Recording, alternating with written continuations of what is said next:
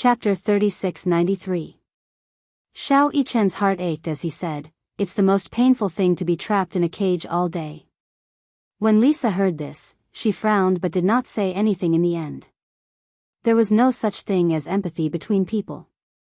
This was because the needle was not inserted into one's body, so one would not know how painful it was. They were not Yu, so they did not know how painful it was for a person to be divided into two opposing personalities. When the four of them reached home, Yu locked himself in his room. Xiao Yichen wanted to follow him in, but he realized that the door was locked. Yu, he knocked on the door gently. Yu's cold voice came from inside the room. "I want to be alone." Xiao Yichen retracted his hand. Lisa walked over and said softly, "Let him be alone." But he was like this when he was on Ashland Island. Sometimes, he likes to lock himself in his room and isolate himself from the world. Xiao Yichen sighed. It was dark in the study room. The curtains blocked all the windows, so no light could pass through. Yu lay on the sofa and looked at the ceiling. Then, he slowly closed his eyes. When he closed his eyes, the world became quiet and still. He imagined himself walking into a door. With a creak, the door slammed shut. Yu looked up and saw a cage in the empty dark room. Inside the cage was a child. This child had the exact same face as him, except that his face was excessively haggard. Yu walked to the door of the cage and looked down at him. Suddenly, he squatted down and looked at him expressionlessly.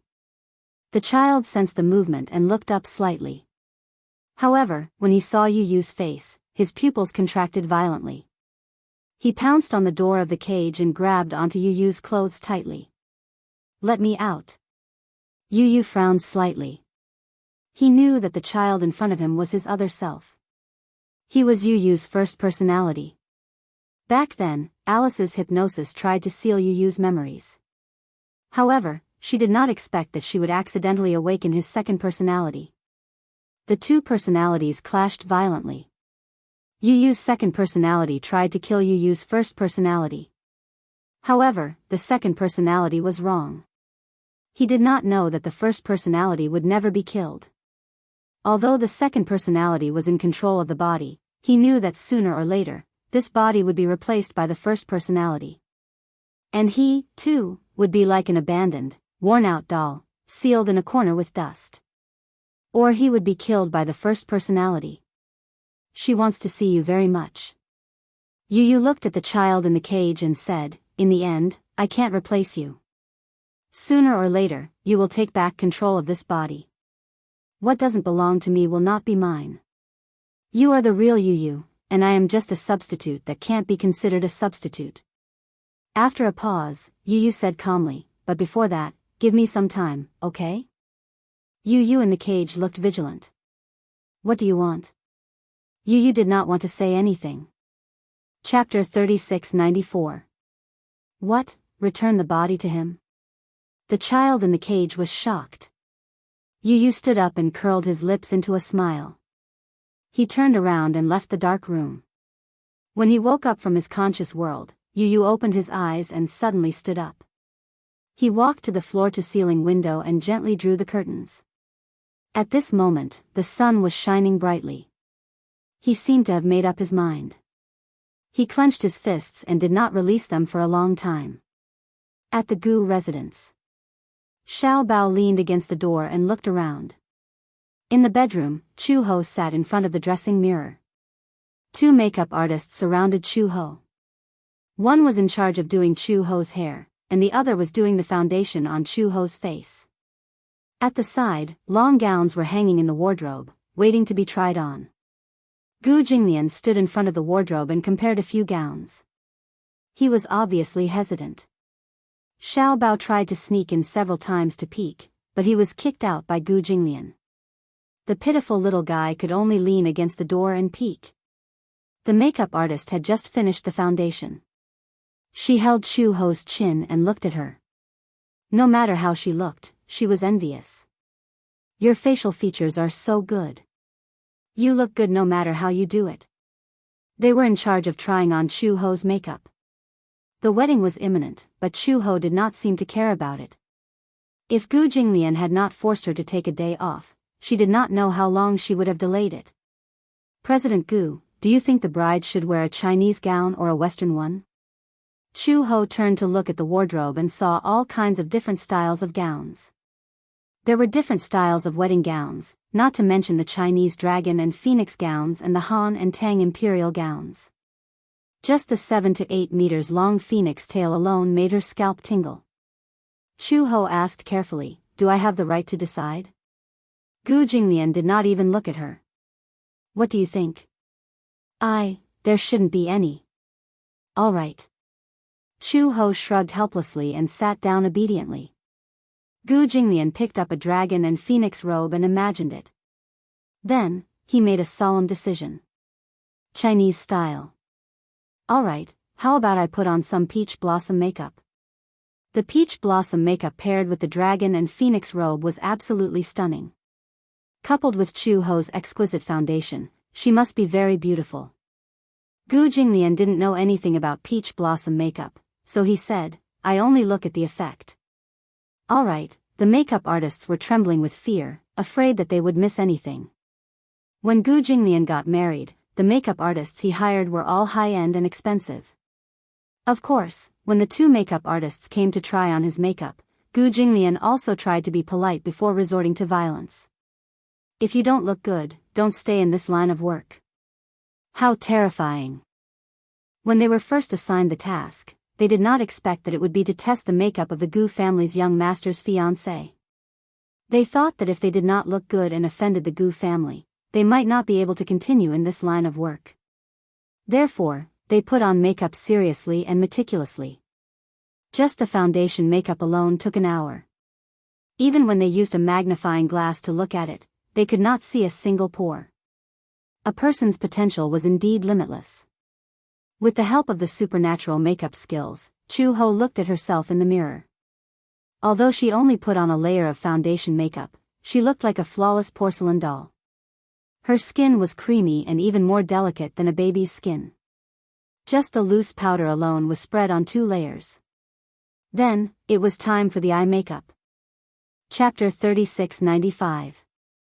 Gu Jinglian walked over to take a look, only to see that they were only at the eye makeup stage. He pursed his lips in displeasure and said, why is it so slow? The makeup artists were trembling. Was it slow? Wasn't it all for the sake of looking good? Furthermore, it takes this long for a woman to put on makeup. Gu Jinglian asked suspiciously, does it take that long? Of course. Chu Ho was a little impatient. Get out. Gu Jinglian's face darkened when he heard this. Why should I get out? What are you doing here while I'm putting on makeup? Aren't you just here to see the effect? I'll let you have a look when the makeup is done. The makeup artist added, it takes a long time to put on makeup. After the makeup is done, we still have to wait for the hair to be tied up and for the gown to be changed. It won't be too late for you to have a look when the makeup is done. With such a big devil in the room, they didn't even have the courage to fight. Gu Jinglian was chased out of the room. Xiao Bao, who had been peeking at the door, bumped into Gu Jinglian. The father and son looked at each other. Xiao Bao laughed gloatingly.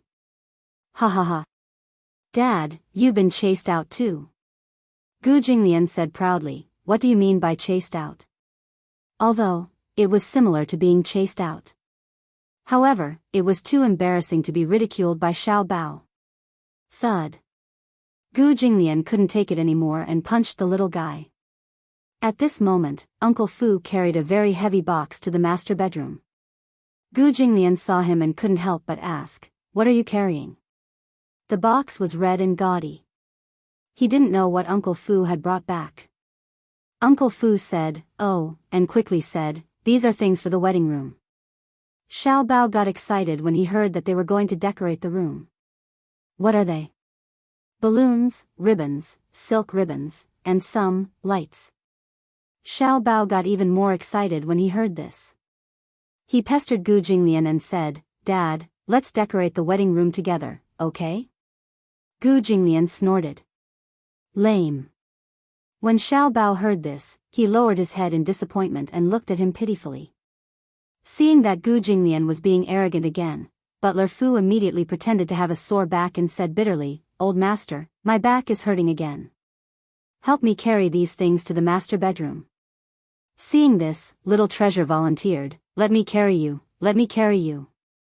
"No, Dad's," Gu Jinglian's father. Gu Jinglian glanced at him, walked over, and carried the box in his arms. Butler Fu relaxed a lot and said to Gu Jinglian, "One person isn't enough. Old master, you can be my assistant." "All right." He had wanted to wait at the door and wait for Chu Ho to finish his makeup so that he could see how beautiful his bride was. However, looking at the situation, he was afraid that the makeup wouldn't be done in such a short time. Thus, Gu Jinglian carried the box and went to the master bedroom with Uncle Fu and Xiao Bao to decorate. The stylists finally heaved a sigh of relief when the footsteps outside the door left. Chu Ho yawned. Her lips twitched when she heard their sighs of relief. "What's the matter? Why are you sighing?" The stylists looked at each other cautiously and immediately crowded around her. "Bride, do you know that many stylists in the capital don't dare to take on this business? Why wouldn't they dare to take on it?" Chapter 3696. Because the man you're marrying is Gu. Young Master Gu. They did not even dare to call him by his name. Chu Ho's eyebrows twitched. What's wrong with Gu Jinglian? Seeing that this bride did not seem to have any awareness at all, they could not help but gasp. "Bride, do you know how scary your man's reputation is in Beijing? There's a saying in the business world that one would rather offend the Mu family than the Gu family. After all, the Gu family is from the underworld." Chu Ho felt that they had demonized Gu Jinglian too much. Actually, Gu Jinglian is not as scary as you make him out to be. The Gu family is also not as scary as you think. At least after interacting with them, Chu Ho felt that other than Gu Jinglian, everyone in the Gu family was quite easy to get along with. Perhaps there was no difference between the underworld and the underworld. She felt that the Gu family was like the chivalrous warriors of the underworld in ancient times. They had a heroic style, straightforward and single-minded. In fact, they were quite simple people. That was Gu Jinglian, he's just a little eccentric. Actually, he's not as scary as you think. The few of them looked at each other, still on tenterhooks. I've always felt that marrying a man like young Master Gu requires a lot of courage. Chu Ho looked at herself in the mirror and did not say much. Although the makeup process was very boring, she did not like to talk too much about her personal matters with outsiders. She knew very well what kind of person Gu Jinglian was. She also knew very well what kind of man she was marrying. Since she had decided to get married, she had already mentally prepared herself for what would happen after the wedding. However, she could not see through Gu Jinglian. If the decision to get the marriage certificate was purely for Xiao Bao, then why was Gu Jinglian holding the wedding now? Originally, Chu Ho had said that the wedding would be simple. There was no need for a big show or a grand wedding. They just needed to go through the procedures. However, Gu Jinglian said, "How can my wedding be casual?" It had to be said that Gu Jinglian was quite particular. Either they didn't have a wedding, or they had to have a grand wedding. Anyway, the Gu family was not short of money or manpower. No matter what, they could not lose to the Mu family in this wedding. At the very least, they had to be on par with the Mu family. He was a typical male chauvinist. Even if he treated others unfairly, he would never treat his woman unfairly. Mu Yaja had held such a grand wedding for his wife. How could his woman be wronged? Even though Chu Ho felt that there was nothing wrong with a simple wedding, Gu Jinglian felt that it was a once-in-a-lifetime wedding, so it couldn't be done so carelessly. Uncle Fu also came over to persuade her, saying that this was the only wedding in a woman's life. No matter what, it had to be done properly. Chu Ho was afraid of trouble, so Uncle Fu immediately patted his chest and promised that she would not have to worry about the wedding. There are so many people in the Gu clan, do you still need to worry about them? When the time comes, you just have to sit there, put on your makeup, put on your gown, and follow the procedure. Chu Ho only agreed after hearing this. Once she agreed, Uncle Fu started to get busy. First, he started to think about whether the wedding would be Chinese or Western. Chapter 3697. It was up to Chu-ho whether she should wear a wedding gown or a dragon and phoenix gown. However, Chu-ho said that it did not matter. Uncle Fu immediately agreed that they should just go with the tradition. After walking around the hotels, Uncle Fu was not satisfied with any of them. After picking and choosing, he felt that no high-end hotel was as pleasing to the eye as the Gu residence. Hence, they decided to hold the wedding at the Gu residence. It had to be said that the Gu residence was really big. It was not a problem to hold dozens of tables in the courtyard. The guest list was drawn up. There would be 10 people at each table, but there would only be about 50 tables. Those who came were close friends who had business dealings with the Gu family. Those who had received invitations from the Gu family were all honored guests. After the wedding venue was confirmed, the tricky problem was, in a normal wedding, the woman would be married out of the bride's house. However, Chu-ho did not have a maternal family. This was a big problem. Without a maternal family, where was the best place to get married? The group of people was worried. Uncle Fu usually stayed at the Gu residence, but he also had houses in other places. Uncle Fu suggested that the woman could get married out of his house. Anyway, Chu-ho's household register is under my name. No matter what, she can be considered half a daughter. Since she is already married, she can treat my house as her maternal family and get married out of my house. When Gu Jinglian heard this, he also felt that this was a good idea. Uncle Fu's house was not far from the Gu residence. It was about 10 kilometers away. Chu-ho did not care about anything, as if she was a hands-off shopkeeper. After all, she did not know the rules of a wedding, so she simply left it to Uncle Fu to handle. In the master bedroom, Xiao Bao was holding a balloon and blowing it. The balloon was expanding bit by bit. However, he did not dare to blow it up too much, for fear that it would explode if the balloon was too full. Here. Uncle Fu, tie a knot. Xiao Bao handed the pitifully small balloon to Uncle Fu. Uncle Fu took a look and clicked his tongue. This balloon is too small. It won't do. What happened? Look at how big the balloon in your father's hand is. Xiao Bao looked at the balloon in Gu Jinglian's hand and saw that the balloon that Gu Jinglian had blown up with the air pump was 10 times his size. What a big balloon. Gu Jinglian said disdainfully, your balloons are useless. Why? I can't fly. How is this possible? Xiao Bao threw the balloon in his hand toward the ceiling, but he didn't expect the balloon to fall down so quickly. What happened? Xiao Bao looked dejectedly at the balloon in Gu Jinglian's hand. He tied a ribbon to it and rolled the ribbon with the back of his knife. He gently loosened the ribbon and the balloon floated up to the ceiling. The balloon was filled with hydrogen, and Xiao Bao directly blew it with his small mouth. Naturally, it couldn't float. I also want to use this thing to fight. Xiao Bao pointed at the air pump. Uncle Fu suddenly said, Xiao Bao, shall we compete? Let's see who blows the balloon bigger.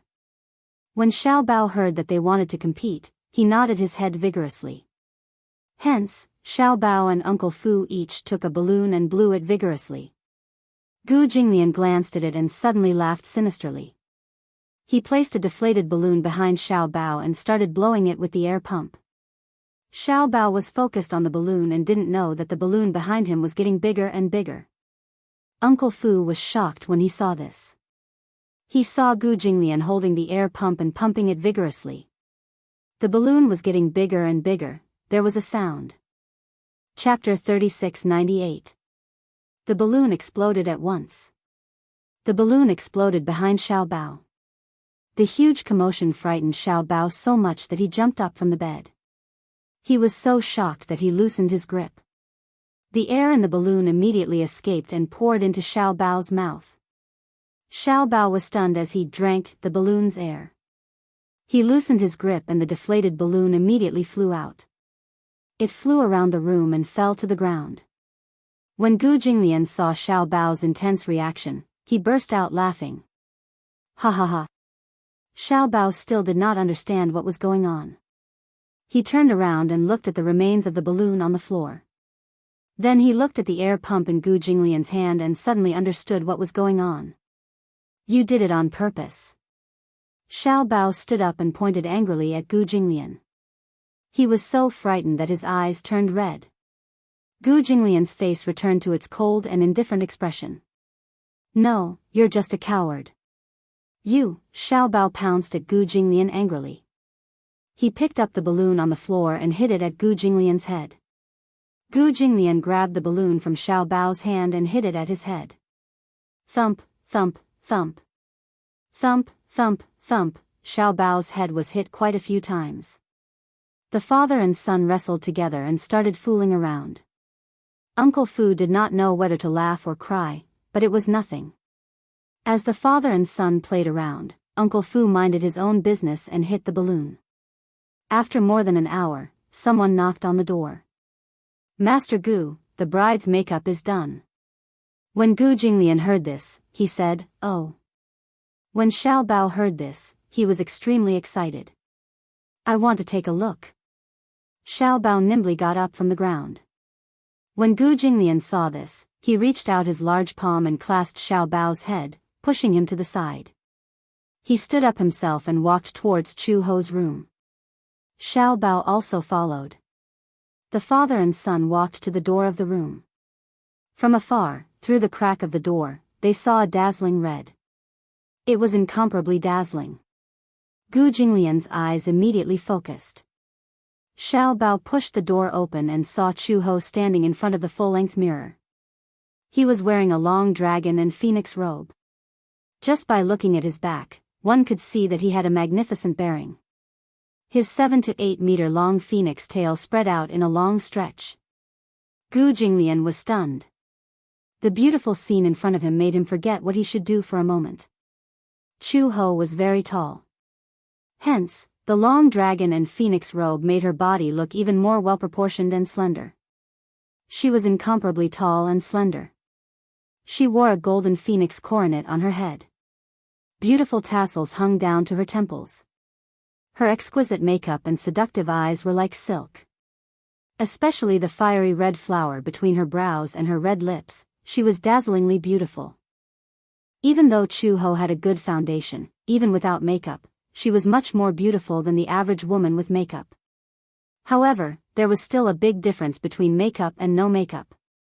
Thick black eyelids, thick and long eyelashes, a perfect amount of blush, fair and translucent, delicate and smooth skin. It was actually a stunning sight. Wow! So beautiful. Xiao Bao walked over carefully, trying not to step on Chu Ho's phoenix tail. Gu Jinglian also came back to his senses and walked into the room. Chu Ho's back was facing him.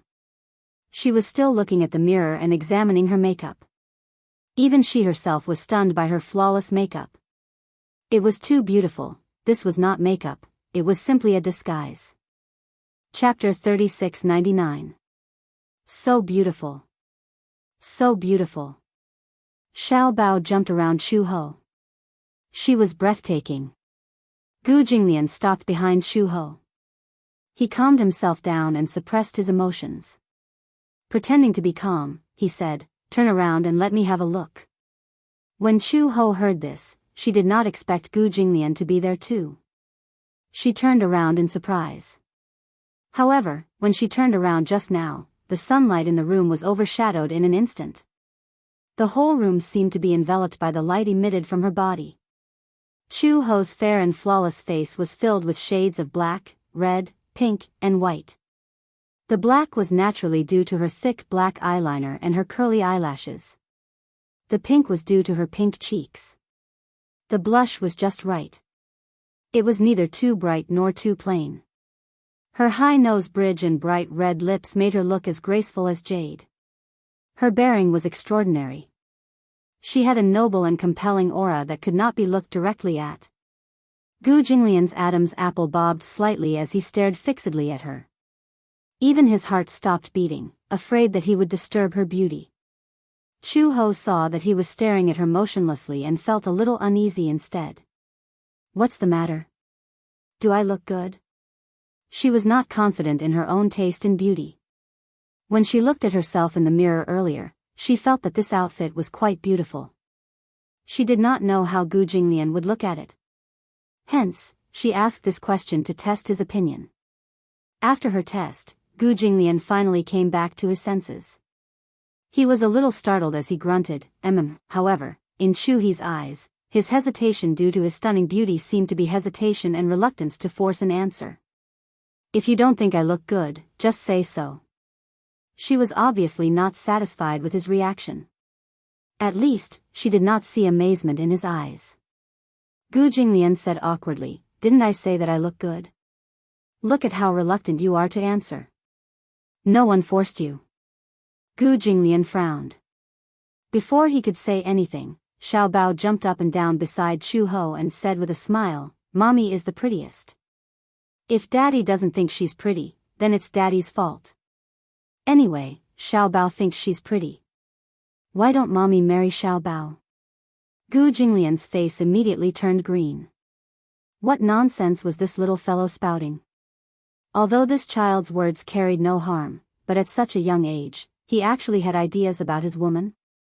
Xiao Bao obviously did not notice Gu Jinglian's darkening expression behind him. Chu Ho could not help but laugh. "Even if she marries you, she'll have to wait until our Xiao Bao grows up." Xiao Bao tilted his head. "When will Xiao Bao grow up?" "When Xiao Bao grows up, I'll be old too. Mommy will never grow old. Even if Mommy grows old, Xiao Bao won't despise you." Gu Jinglian's eyebrows twitched. This son of his was really good at sweet-talking. Chu Ho said lightly, "Someone is not as good as his own son when it comes to sweet-talking." Gu Jinglian snorted disdainfully. The stylist beside him said uneasily, "President Gu, are you satisfied with this one? Do you want to try something else?" Without waiting for Gu Jinglian to speak, Chu Ho complained, "Isn't this headdress too heavy? It's making my neck sore." Chapter 3700. However, the headwear on Chu Ho's head was made of genuine gold. Hence, it had a certain weight to it. It was no wonder that his neck was sore from the weight. Gu Jinglian said, "I'll take this. It looks pretty good. You don't have to try anything else." Chu Ho was a little unhappy. "Can you change the headwear? This is too heavy. This dragon and phoenix gown should be paired with this kind of headwear. Only then will it have the most aura. Anything else will be a little cliché," the stylist added. Chu Ho sighed and gave in. "All right, I'll take this one." Chu Ho turned back to the dressing mirror and said to them, "Since we've decided on this gown, let's change out of it. It's uncomfortable to wear it. Of course, the nicer the gown, the better. It'll definitely be uncomfortable. However, this is a once-in-a-lifetime wedding. It'll be a precious memory if it's grand." Gu Jinglian was about to walk out of the room when Chu Ho said faintly, "Who said this is a once-in-a-lifetime wedding? Who knows, maybe I'll have a second one." These words undoubtedly ignited a gunpowder keg. Gu Jinglian turned around abruptly and said coldly, "I dare you to say that again." Chu Ho said indignantly, "Fine, I'll say it again. Who said this is a once-in-a-lifetime wedding? Who knows, maybe there'll be a second or third one." Gu Jinglian's expression became even uglier. This woman was clearly provoking him. When the stylist saw this, she immediately tried to smooth things over. "Yes, of course there'll be a second or third one." Before she could finish speaking, Gu Jinglian heard this and became even more displeased. The few of them who didn't know how to read a person's mood actually agreed. The stylist saw that Gu Jinglian's expression had suddenly turned ugly. She quickly explained, "In the future, when it's your 40th or 50th wedding anniversary, you can also hold a ceremony. For example, a silver wedding, a golden wedding, and even a diamond wedding." Gu Jinglian frowned. "There's such a thing?" Chu Ho snorted coldly. "There's a lot of things to say. It's said that there are proposals before marriage, but I've never seen anyone take the initiative to propose." "Ah, Master Gu didn't propose to you?" the stylist asked cautiously. Chu Ho nodded. "No." Gu Jinglian walked up to her and sized her up. He raised his eyebrows and asked, "Do you want to propose to me?" Chu Ho crossed his arms in front of his chest, but did not express his opinion. Gu Jinglian was in the same position as her. He crossed his arms and looked at her. "How do you want me to propose?" "It's too late to propose now." As Chu Ho spoke, he turned to look at the dressing mirror and removed the gold ornaments on his head. The stylist immediately said, "It's not too late to propose now. As long as it's before the wedding, the proposal will count."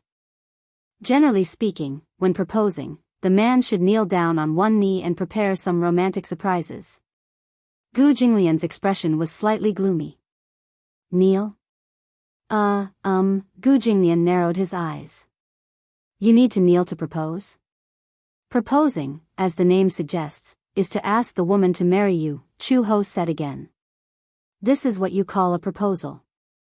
Kneeling down on one knee is to show your sincerity."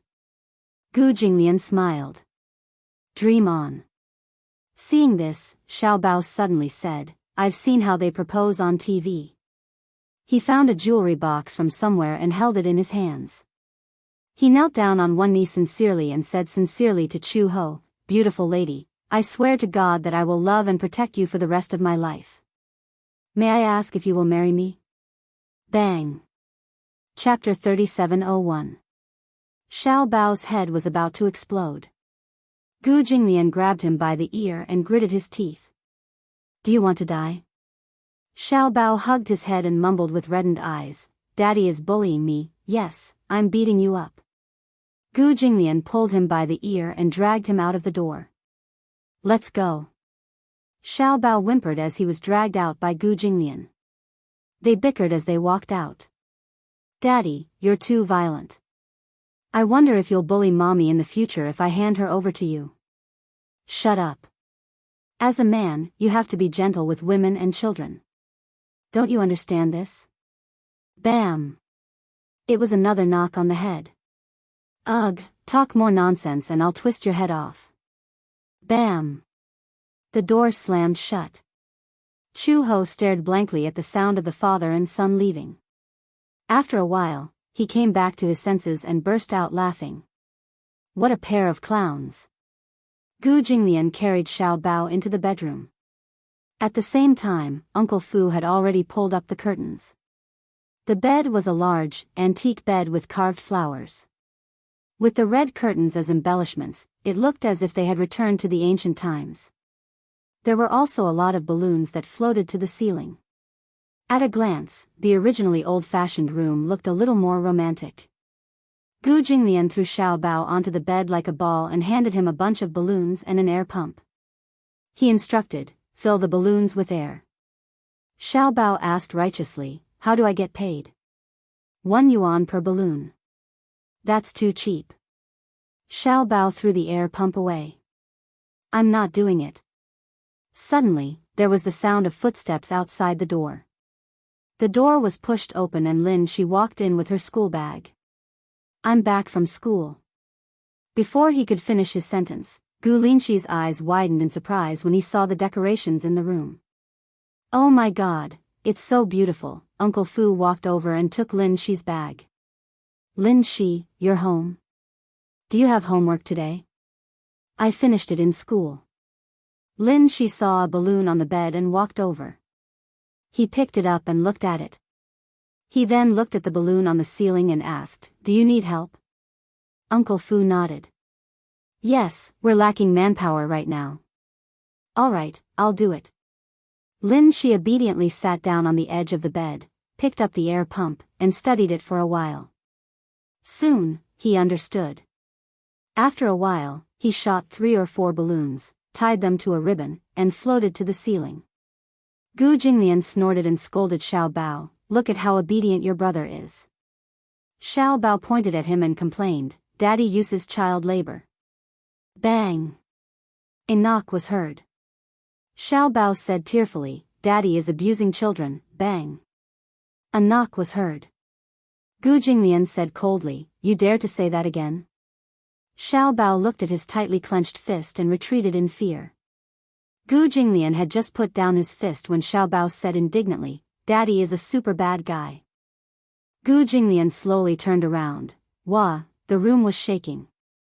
Even though they were a room apart, Chu Ho could hear the commotion in the master bedroom. He only heard Xiao Bao's cries. Then, there was dead silence. Gu Jinglian, this guy, he must be bullying our son again. Chapter 3702. Putting on makeup took a long time, but removing it was very fast. After the stylists removed Chu Ho's makeup, they did a series of skincare treatments for her. Your skin condition isn't very good, the stylist said as they applied a facial mask for her. Do you usually take care of your skin? I don't. Don't you use skincare products? I don't. Oh my god, the stylists looked at each other in dismay. If you don't take care of your skin at all, it's really unbelievable that your skin is in such a state. Chu Ho said, I usually only wash my face with water. I don't really use facial cleanser. Actually, your skin condition is very young. Compared to other girls your age, your skin condition is very good. It's just that you don't hydrate your skin and it's a little dehydrated. After putting on makeup, it will be very dry. How about this? We'll give you a few facial masks. You can apply them every night. Chu Ho took the facial masks and looked at them. She didn't know what brand they were, but since they were recommended by professional stylists, they should be effective. Okay, thank you. Before she could finish speaking, the stylists gathered in front of her with dazzling smiles on their faces. They revealed extremely sincere expressions and said in an almost begging tone, if Master Gu asks about today's service, please give us full marks. Otherwise, if Master Gu isn't satisfied, we're done for. So, they gave her the facial masks to bribe her. Worried that she wasn't satisfied with their service, Gu Jinglian asked about it and offended them. Okay, I got it. The stylists immediately thanked her profusely and looked as if they couldn't wait to kneel down and kowtow to her. After they packed up their cosmetics and left, they looked like they were about to shed tears of gratitude. Chu Ho was a little confused. Was Gu Jinglian that scary? Looking at them, they looked like they were about to cry. Chu Ho put the skincare products they gave her into the drawer and walked to the master bedroom. When she opened the door, she saw Lin Shi and Xiao Bao playing around with balloons on the bed. Uncle Fu was putting up flowers for the window. She glanced around and saw Gu Jinglian sitting on the sofa, cutting paper. Looking at the room again, it was already more than half decorated. The red curtains were draped over the bed, and the bright and clean windows were pasted with the word, Shi, on the window. These window flowers were probably the work of Gu Jinglian. Chu Ho looked surprised. You know how to cut paper? When Gu Jinglian heard the voice, he raised his head and saw that it was Chu Ho. He subconsciously threw paper cut to the side and said softly, I don't know how to. When Xiao Bao saw this, he immediately got up from the bed and shouted, Daddy, cut it. He refuses to admit it because he feels ashamed. Gu Jinglian glared at him fiercely. Xiao Bao was so scared that he immediately shut up. Uncle Fu had just finished putting up a piece of window decoration. When he saw Chu Ho, he immediately smiled and said, Actually, Master is the most enthusiastic about decorating the bridal chamber. He looks indifferent on the surface, but in fact, so many things about the wedding are planned by him. Uncle Fu. Gu Jinglian stopped him. Shut up. Don't talk too much. When Chu Ho heard this, his lips curled into a smile. He laughed and said, You still feel embarrassed? However, I seem to have heard someone say that he doesn't care about the wedding and just leaves it to others. I didn't expect someone to be so attentive to the wedding. It looks like he's looking forward to the wedding. Gu Jinglian's handsome face immediately turned red. Chapter 3703. Chu Ho asked again, Then who cut these window trimmings? Gu Jinglian made a prompt decision. Uncle Fu. Uncle Fu and Xiao Bao said in unison, Old Master cut them. Dad cut them. Gu Jinglian was speechless. Chu Ho clutched her stomach and laughed. Ha ha ha. Why didn't you come up with a confession before lying? Gu Jinglian suddenly got up and left the room with a gloomy expression. After he left, Xiao Bao and Lin Shi looked at each other and burst out laughing. Uncle Fu was also speechless. Old master is two-faced. He has a sharp tongue but a soft heart. He obviously did it with his heart, but he still won't admit it. Lin Shi added, there's a saying that goes, you'll suffer if you want to keep up appearances. I think Dad really wants to keep up appearances. Xiao Bao nodded heavily. That's right, that's right. Dad is so awkward. Chu Ho looked disgusted, but in fact, she felt warm inside. In fact, how could she not know that these window trimmings were cut by Gu Jinglian? She was asking the obvious. She knew that other than Gu Jinglian, no one else could cut such beautiful window trimmings. Chu Ho walked to the table and casually picked up the window trimmings that Gu Jinglian had cut. She looked at them carefully. The trimmings were neat and the texture was simple. She could tell that Gu Jinglian had carefully cut them out bit by bit with a knife. Chu Ho couldn't help but smile. Her fingertips gently caressed the half-trimmed window trimmings. At night, Gu Jinglian sat in the study. As usual, he took a shower and read a book before going to bed. Chu Ho walked to the study after her shower. She saw Gu Jinglian sitting at the study table. She smiled and walked over. Gu Jinglian heard the footsteps, but he did not look up. He continued to hold the book and read it carefully. However, on the surface, he could not read a single word. He did not turn a page for a long time. Chu Ho stood behind him. She followed his gaze and looked at his book. Even after she had finished reading, he still did not turn the page. You're such a meticulous reader. He paused for a moment before continuing. Did you read it word by word? Gu Jinglian finally looked up and glanced at her, but his eyes were extremely deep. Chu Ho snatched the book from his hand and turned a page. She was about to walk to the sofa and sit down to read it seriously when Gu Jinglian suddenly reached out his arm and wrapped it around her waist, pulling her into his arms. Chu Ho was caught off guard and fell into his arms. She looked up and met Gu Jinglian's deep eyes. Gu Jinglian lowered his head and stared at her face. His gaze sized her up inch by inch. His slender fingers gently caressed her cheek. Her skin was exquisite and flawless. It felt unexpectedly good to the touch. Gu Jinglian suddenly lowered his head and kissed her gently on the lips. For some reason, he wanted to kiss her. However, unlike other men, he did not kiss her impatiently. At first, he only kissed her lips lightly. He kissed her bit by bit but was not in a hurry to go deeper. Chu Ho instinctively pushed his shoulders away. His kiss was too sudden. She was not even mentally prepared for it. However, no matter how much strength she used, Gu Jinglian did not budge. No matter how hard she pushed, he did not move at all. He was like a boulder. What are you doing? Her face was slightly red and her eyes were angry. Chapter 3704. I'm kissing you. After Gu Jinglian finished speaking, his thin lips pressed down on hers again. This time, the kiss was much gentler. He gently covered her lips with his, sucking on her lips and rubbing them gently. It was so gentle that Chu Ho gradually got used to this kiss and did not resist anymore. She looked up and saw Gu Jinglian's deep eyes. On the window, there was the bright red word, she. She seemed to be able to imagine what it would be like on the day of their wedding. However, she could not imagine what it would be like on the day of their wedding. What kind of clothes would he be wearing, walking in front of her and holding her hand? On that day, would he still be as serious as usual with a meticulous smile on his face? Or would he say one thing and hold her hand disapprovingly, as indifferent as he had always been? She could not imagine it. She had not even thought that she would have such a day. To be able to become husband and wife with such a man. When she first heard the name, Gu Jinglian, besides feeling unfamiliar, there was also an inexplicable hostility. This name resounded like thunder in the ears of the Interpol.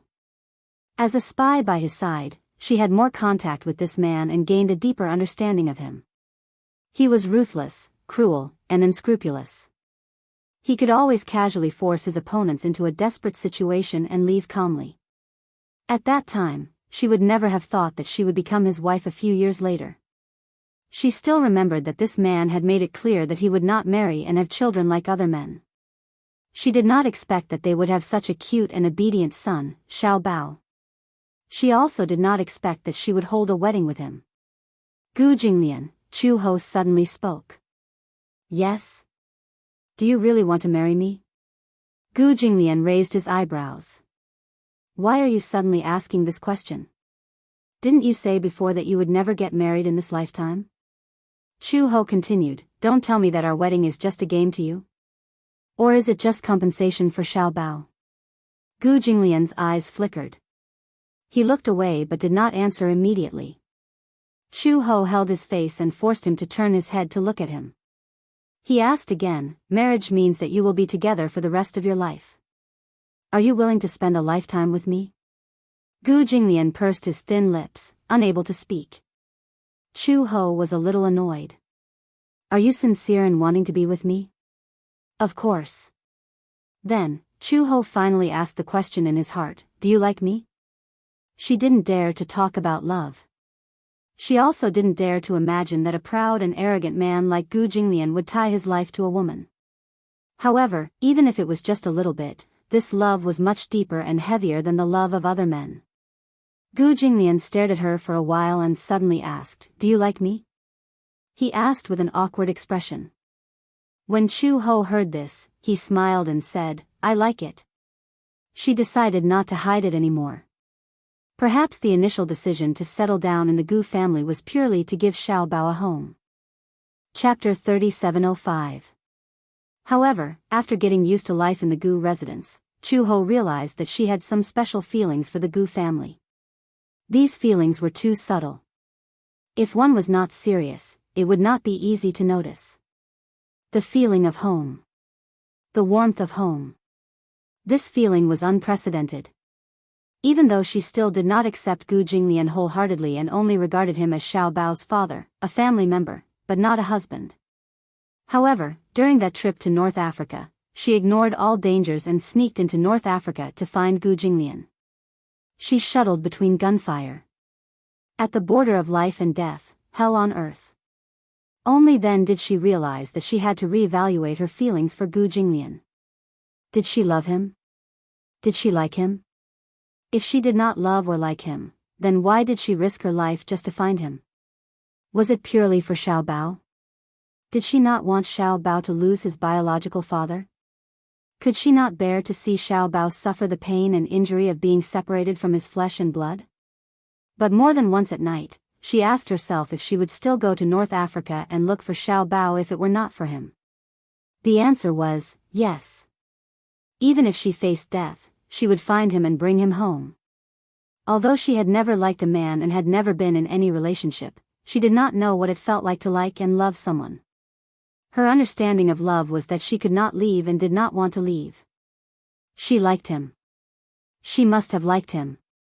Otherwise, why would she risk her life for such a man? Chu Ho recognized her feelings and her heart. Therefore, when Gu Jinglian asked her, she admitted that she liked him. She had always dared to love and hate. She did not adhere to the eternal rules of men who should take the initiative and women who should be reserved. She liked him. It was a fact that could not be changed. She just said that she loved him. There was nothing to hide. In this life, one should not make a choice that they would regret and say something that they would regret. If they said it and did it, then they would not regret it. I like you. Chu Ho smiled calmly. Gu Jinglian, listen carefully. I, Chu Ho, like you. Even though he had hurt her, he had also given her joy. Love, no hate. When Gu Jinglian heard this answer, he was slightly startled, but he smiled. He understood her character. She was open and honest, and did not hide her feelings at all. She was straightforward and natural. This was also one of the reasons he liked her. What about you? You haven't answered me yet. Chu Ho raised his eyebrows.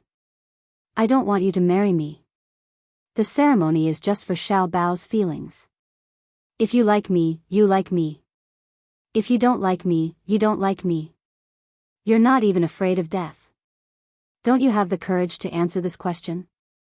Gu Jinglian asked, is the answer really that important? Of course. When Gu Jinglian heard this, he laughed. He was the same as Chu Ho. When he was young, the cold environment he grew up in had created a cold personality. He was also very indifferent to relationships. He had developed a character that would not give up until he achieved his goal.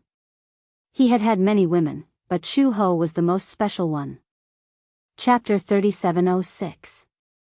It was not that he did not have women who were prettier and prettier than her. There were all kinds of women around him, but Chu Ho was special. It was not just because of her identity as Xiao Bao's biological mother. She seemed to be the only woman who was willing to risk her life for him. Was he touched? He was afraid not. He was a proud man like Gu Jinglian. How could he be touched by such a ridiculous feeling and tie himself up for the rest of his life? For Xiao Bao? Similarly, he would never bet his life on a man for the sake of a child. It was only now that he understood that there was no need for a reason to like someone. Cute? Gentle? Flirtatious? She did not have any of these qualities that a woman should have. However, it still proved that there was no need for a reason to like someone. He was willing to be with her. For the rest of his life. She might have many flaws, but it did not stop him from liking her. Gu Jinglian lowered his head and gently kissed her lips. Their lips pressed together as he murmured, if this feeling of wanting to be with you is like, then, he did not continue speaking and deepened the kiss. The answer that followed was self-evident, though. A man like him did not like to show off. Usually, such a proud man would keep everything in his heart. Chu Ho could understand, though. In his kiss, she seemed to have heard his answer. Like. If you like, then be together for the rest of your life. A lifetime was short, but it was long. Only they knew in their hearts that this choice was not for Xiao Bao but for themselves. This was also one of the reasons why Gu Jinglian did not hate Yun Tianyu for the incident in North Africa. Given his vengeful personality, that incident in North Africa would probably become an unforgettable barrier between the Gu and Mu families. However, even though he had lost Werther, he recognized his own heart. Chu Ho originally did not want to take wedding photos, but Xiao Bao insisted on it. Just as well, she could take a family photo as well. Sometimes, when the kindergarten held activities, the homeroom teacher would ask for a family photo. Xiao Bao couldn't take it out, so he could only say that he couldn't find the family photo. It just so happened that he had such an opportunity this time. Since Xiao Bao had already said so, Chu Ho had no reason to refuse. After the wedding photo shoot, Uncle Fu suddenly took out a photo of her and gave it to the Gu family tattoo artist. There were 5 tattoo artists in the Gu residence. The tattoos and totems on the bodies of the several thousand disciples of the Gu family were all handled by the tattoo artists employed by the Gu residence. The photo that Uncle Fu took away was a photo of Chu Ho wearing a traditional Chinese and phoenix robe and wearing a phoenix coronet. The tattoo artist took it and designed a heavy-colored tattoo. Chu Ho did not know about this. However, a few days later, Chu Ho finally found something fishy about Gu Jinglian. He had an additional tattoo on his body. That night, when she entered the room, she happened to see Gu Jinglian changing into a bathrobe. She vaguely noticed a strange mark on his left chest. She took the chance when he was not paying attention and lifted his bathrobe, only to see her face. What is this? Gu Jinglian waved her hand away with an unnatural expression. It's nothing. I saw it. Chu Ho frowned. That's my face. Chapter 3707. She held up a fan and covered half of her face, revealing only her eyes. The tassels of the phoenix coronet dangled from her hair. After the tattoo artist's design, it was made into a multicolored tattoo on his chest. Similarly, it was the position of his heart. Chu Ho was stunned. He got a tattoo. How did he get a tattoo? And it was her portrait. Chu Ho was so curious that she wanted to tug at his bathrobe. Let me see. Gu Jinglian slapped her hand away. No. Let me see. It's my portrait after all. Don't I have the right to see it? Gu Jinglian said awkwardly, no, you don't have the right. Chu He was displeased. In one go, she grabbed Gu Jinglian's collar and threw him onto the bed. She straddled him and pinned his hands down with the back of her hand. In an instant, she tore open the bathrobe. When she saw the totem tattooed on his chest, she was stunned. Chu Ho furrowed her eyebrows. What does this mean? Nothing. You wouldn't get this tattoo for no reason, right? Chu Ho smiled and asked, do you also think that this photo of mine looks especially good? Shut up. Or do you want to engrave my most beautiful image in your heart forever? Shut up. You've got a tattoo but you don't let me talk about it. How awkward are you? Shut up. Gu Jinglian, I didn't expect you to love me so much. Shut up. Outside the door, Uncle Fu happened to pass by and overheard their bickering. He couldn't help but laugh. Actually, the reason why he had asked the digitizer for this wedding photo that day was because of Gu Jinglian's instructions. That day, the wedding photo was printed on the spot. Gu Jinglian saw this photo and didn't say anything. He asked Uncle Fu to print out this photo and take it to the Gu family's tattoo artist for a design. Uncle Fu asked him what he wanted to do. Gu Jinglian only asked him to do as he was told, but did not say anything else. How could Uncle Fu not understand? He immediately understood. The old master wanted to tattoo his wife on his body. Gu Jinglian did not have many tattoos on his body, but this one covered his entire chest. There was no extra space. On the left side of his chest, in the center of his precordium. This was also the position of the heart, the most sacred position. He got a tattoo of her. What did this mean? Uncle Fu felt gratified when he saw this. This showed that old master really cared about Chu Ho. He was too happy. She was happier than anyone else. To be able to see his master's happiness while he was still alive, his greatest wish in this life could be considered to have been fulfilled. However, how could someone as arrogant as Gu Jinglian tell Chu Ho his intentions? It would be hard for him to say such embarrassing words for the rest of his life. No matter how Chu Ho asked, he couldn't get an answer. By chance, Xiao Bao also discovered this tattoo. He recognized at a glance that it was a portrait of Chu Ho. He didn't say anything. He returned to his room and started to flip through his photo album. Finally, he found an especially cute photo. Xiao Bao held the photo up and ran to Gu Jinglian. He gestured with the photo on his right chest.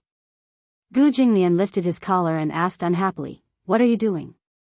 "Dad, look. How about you tattoo me here?"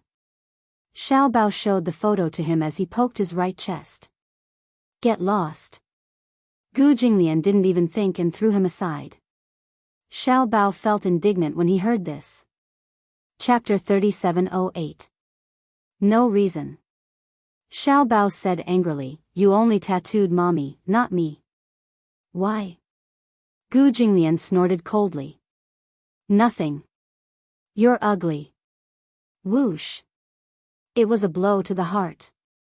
Xiao Bao's glass heart was shattered into pieces. He held his heart and asked pitifully, "You said I'm ugly." Xiao Bao knelt on the floor, covering his mouth with his fist and acting like a resentful wife. "You said I'm ugly." Daddy is biased. Gu Jinglian was speechless. Was this guy an actor?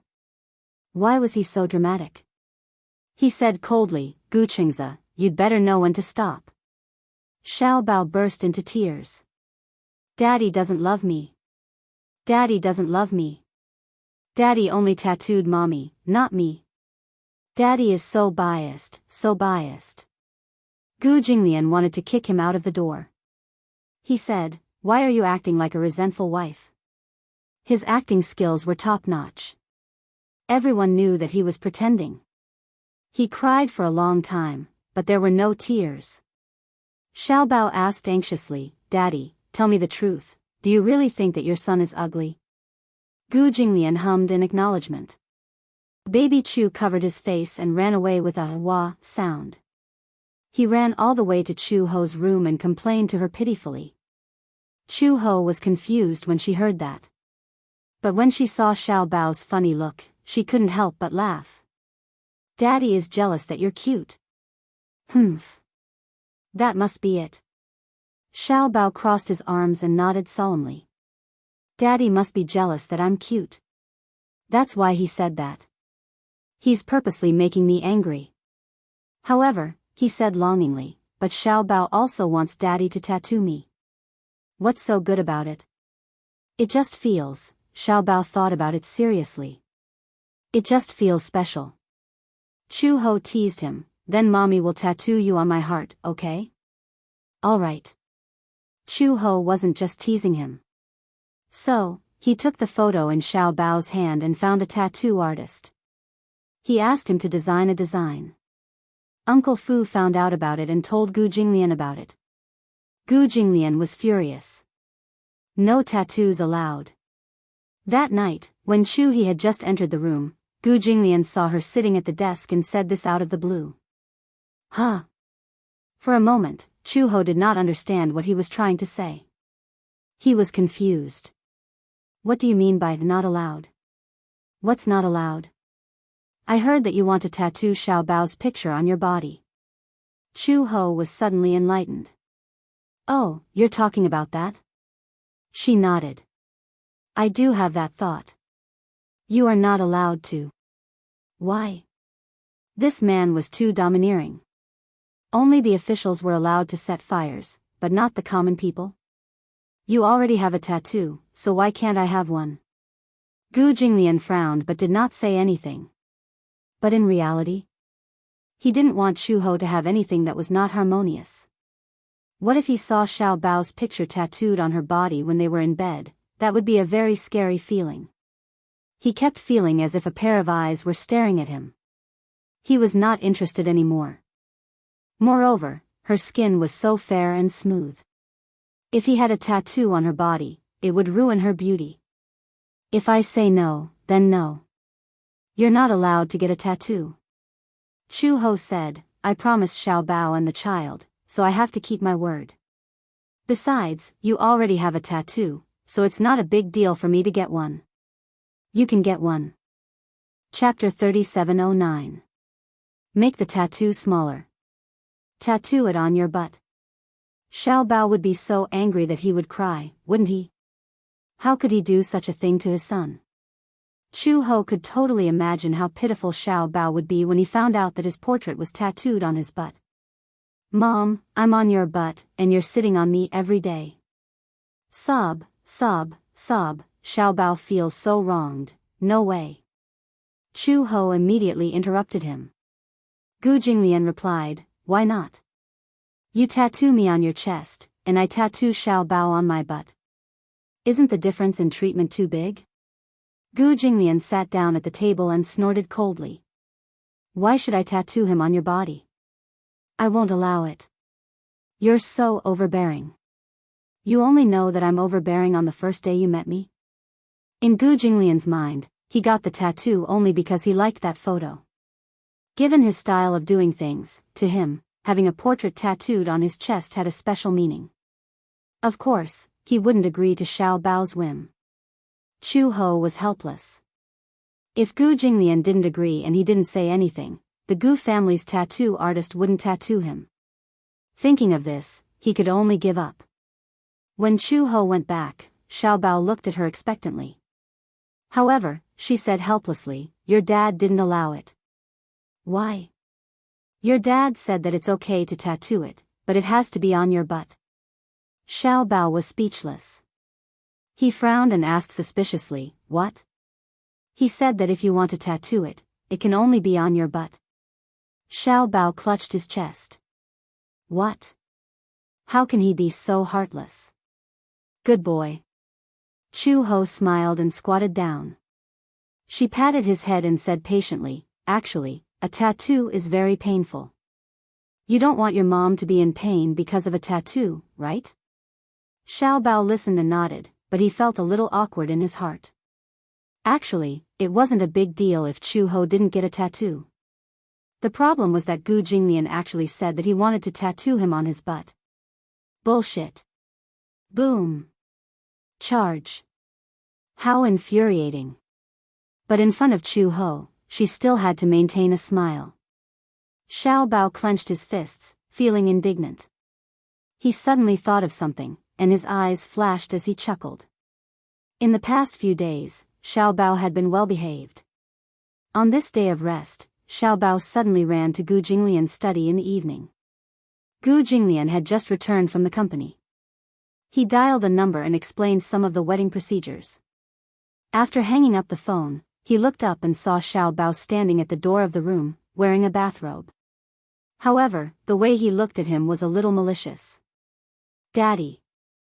Gu Jinglian's eyebrows twitched. He did not know what this little guy was up to. What are you doing? I got a tattoo. Xiao Bao flipped his hair proudly and swayed his hips as he walked in front of him. He placed his little hands on the table, looking very pleased with himself. Gu Jinglian said, "Oh," but did not seem to be moved. What does it have to do with me? Of course it has to do with you. Xiao Bao held his chest and pretended to put on a flattering expression. In order to express my deep love for Daddy, I drew Daddy's picture and tattooed it on my butt. Deep love? His picture? Tattooed on his butt? Gu Jinglian was speechless. What? How is it? Chapter 37:10. Xiao Bao's eyebrows twitched. Look at how good I am to Dad. As he said this, he took half a step back and pulled his bathrobe open. He turned around and stuck out his back, revealing his round and bouncy little butt. Gu Jinglian followed his gaze and saw that there was really a tattoo of his portrait on his butt. You. Hee hee. Dad, if I make Dad angry in the future, you don't have to do it yourself. I'll just slap my own butt. As Baby Chu spoke, he slapped himself hard on the buttocks. As he slapped himself hard, his buttocks shook. On top of him, Gu Jinglian's face instantly turned red. At first glance, this slap seemed to have landed on his face. Gu Jinglian's face darkened at once. You'd better behave yourself. Dad, you're angry. Xiao Bao smirked. Then I'll slap my own butt 10 times. As he spoke, he began to spank himself hard on the buttocks with a few pa-pa-pa sounds. However, this scene was too glaring to look at. It was as if all these slaps had landed on his face. Gu Jinglian suddenly got up and walked towards Xiao Bao aggressively. Gu Chengza. Xiao Bao turned around and saw his expression. He immediately realized that Gu Jinglian was really angry. He didn't even have time to put on his bathrobe and ran out of the door in a panic. Wow. Murder. Gu Jinglian also quickly chased after him. In the long corridor, a few servants passed by and saw the naked little munchkin running down the long corridor like a madman. Running naked. Behind him, Gu Jinglian chased after him with big strides. Like a gust of wind, he lifted Xiao Bao up in an instant. Wow. Shut up. Don't hit me. Bam, bam. 2 unambiguous slaps. You like to hit your own butt so much? Gu Jinglian asked as he ravaged his hair. Then do you mind if I do it for you? Gu Jinglian didn't wait for Xiao Bao to finish his sentence before he started spanking him. Xiao Bao cried out in pain, his eyes brimming with tears. When Chuhi returned to the room, she saw Gu Jinglian sitting elegantly on the sofa with his legs crossed and a cold expression on his face. Baby Chu, on the other hand, was kneeling on the sofa. More than half of his buttocks were swollen, and more than half of the painting on his buttocks had been knocked off. When Xiao Bao took the photo and was about to get a tattoo, the tattoo artist who was holding the photo didn't dare to really inscribe it. After all, she was still a child, and her words carried no harm. If Old Master knew about this, he would definitely be in big trouble, right? Therefore, even though it was said to be tattooed, it was actually just a drawing that was imprinted on it. How would they dare to really tattoo it? Gu Jinglian could tell at a glance that this was only the first step of the tattoo process. After printing it and imprinting it on her butt, the next step was to move the needle. Once it was done, it was done. Xiao Bao rubbed his eyes and sobbed. Gu Jinglian put on a shirt for him. He wore a pair of underwear, but his butt was still exposed. When he saw Chu-ho, he cried even harder. He reached out his little arms and asked for a hug. Chu-ho had just walked over when Gu Jinglian snorted coldly. No hugging. What's wrong? Chu-ho ignored him and walked over to Xiao Bao's side and picked him up. Xiao Bao, don't cry. Mom, my butt is swollen. Chapter 37:11.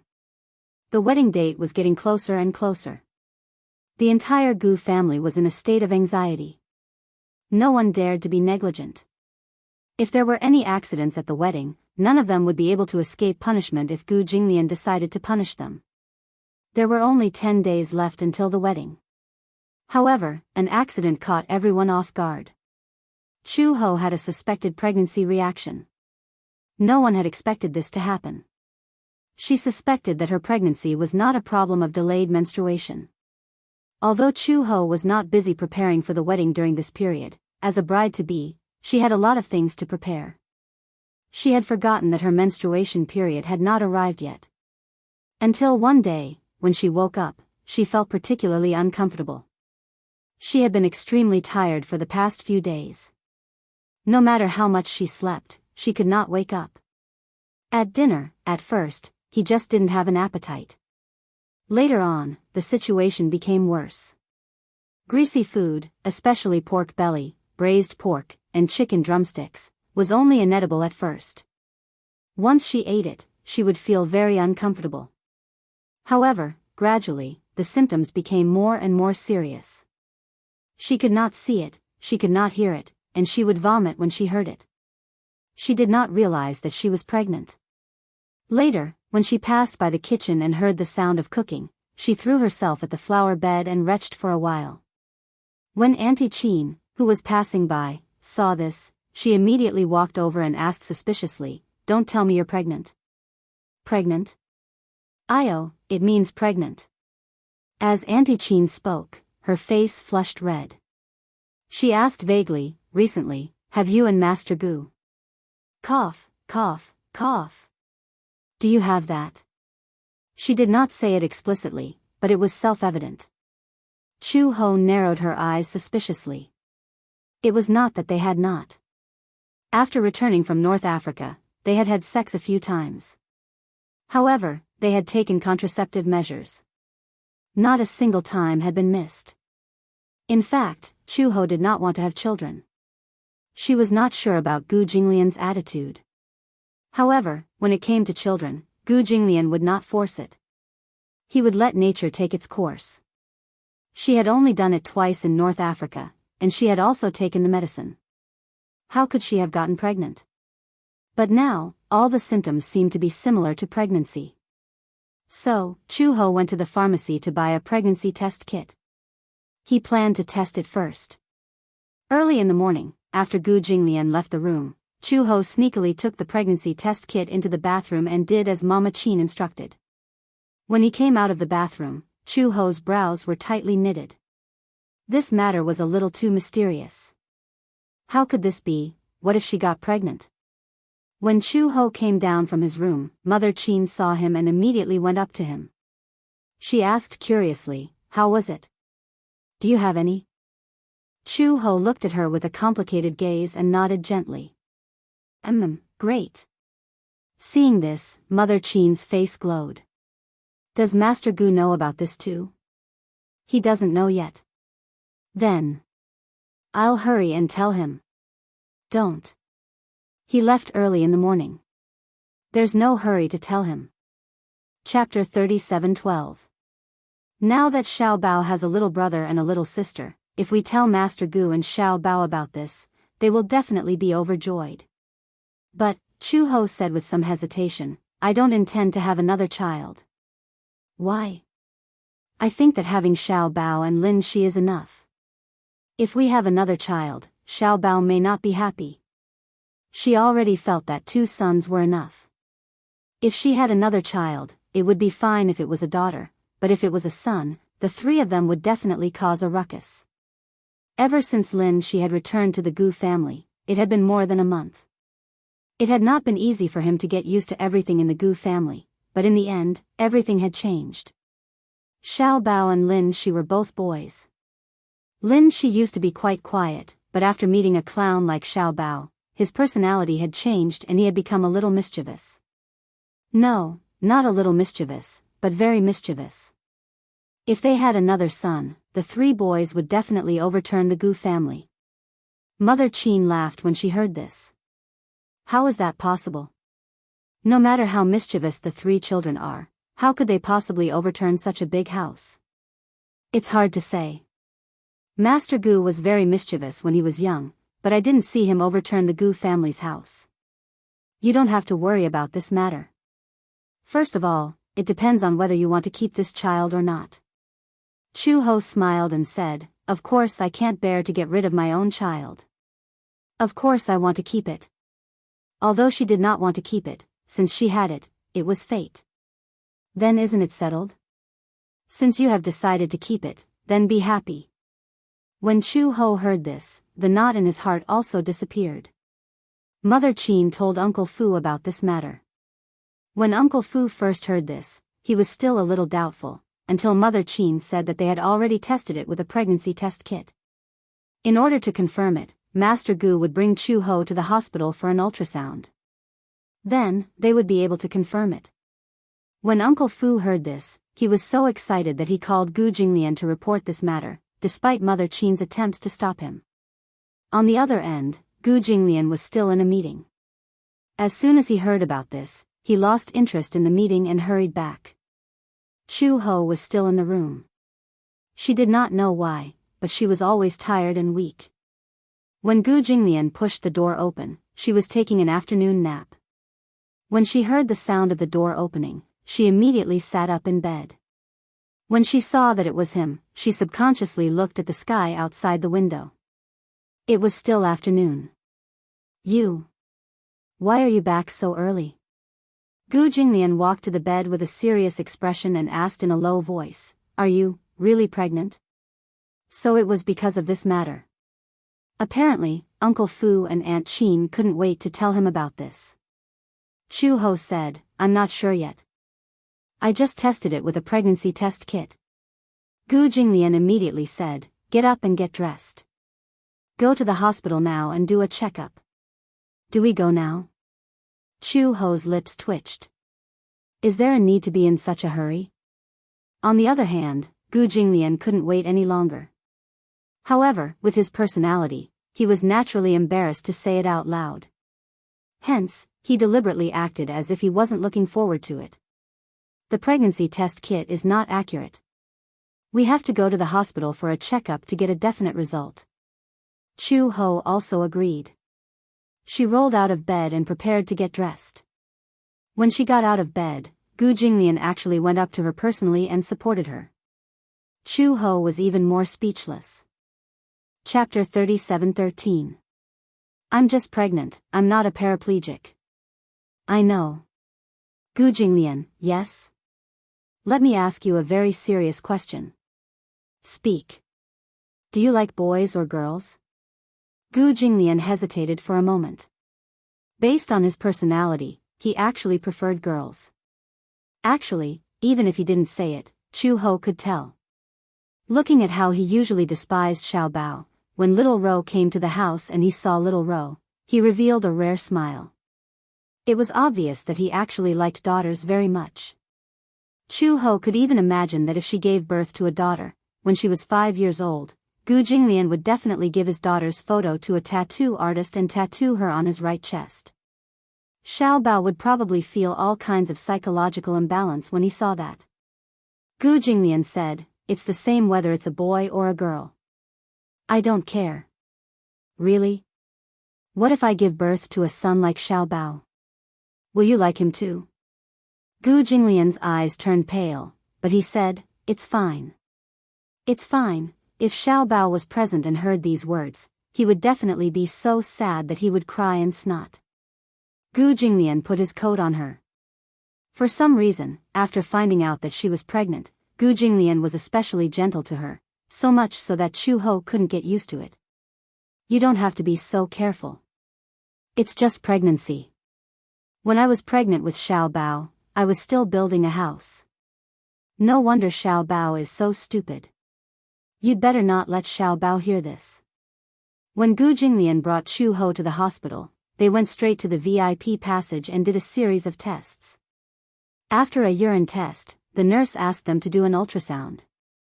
After the ultrasound, they were surprised to find that Chu Ho was not only pregnant, but she had been pregnant for more than 3 months.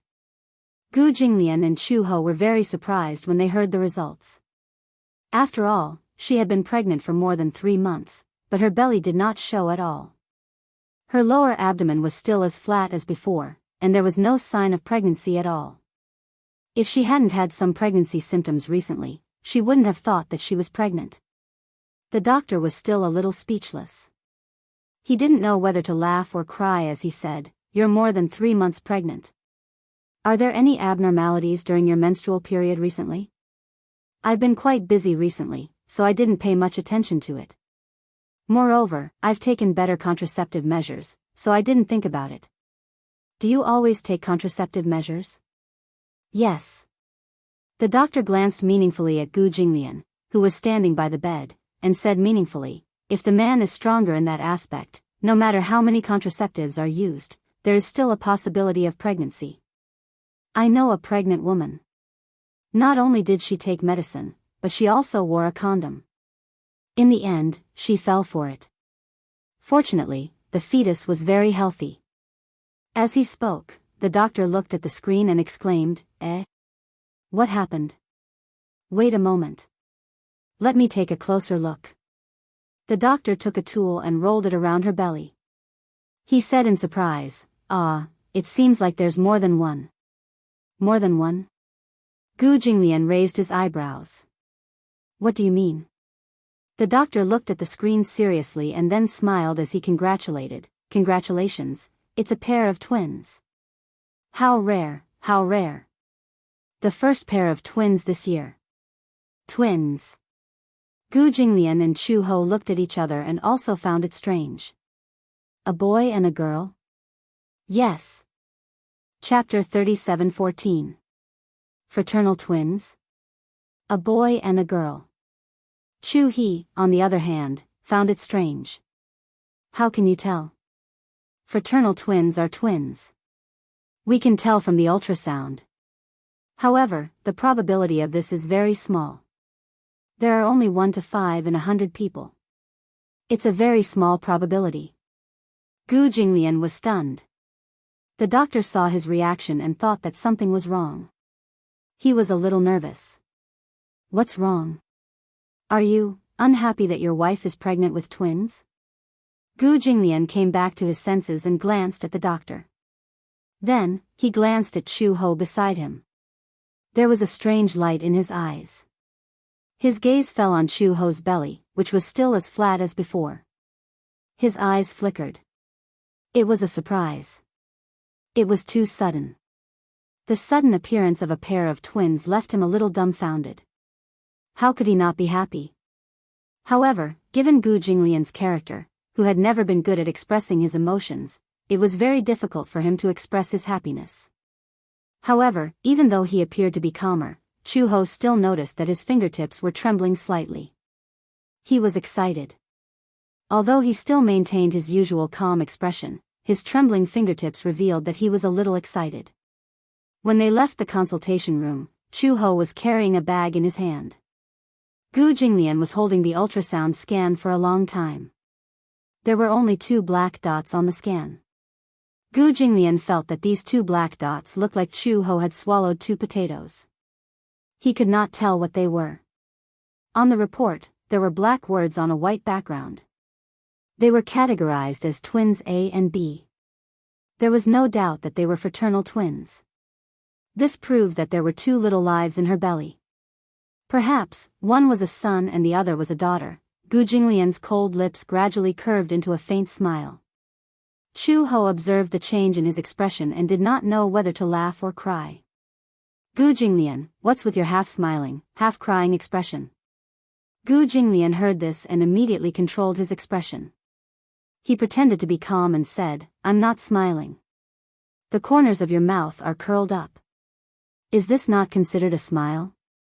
Gu Jinglian, if you're happy, just smile. You didn't see the expression on your face. It's uglier than crying. Gu Jinglian narrowed his eyes unhappily. Stop talking. She was disturbing his good mood. Do you want this child? Chu Ho suddenly asked. Gu Jinglian suddenly stopped and looked at her with a dangerous gaze. She asked this question. Did she not want to keep it? You don't want it? No, but I have to abide by your opinion.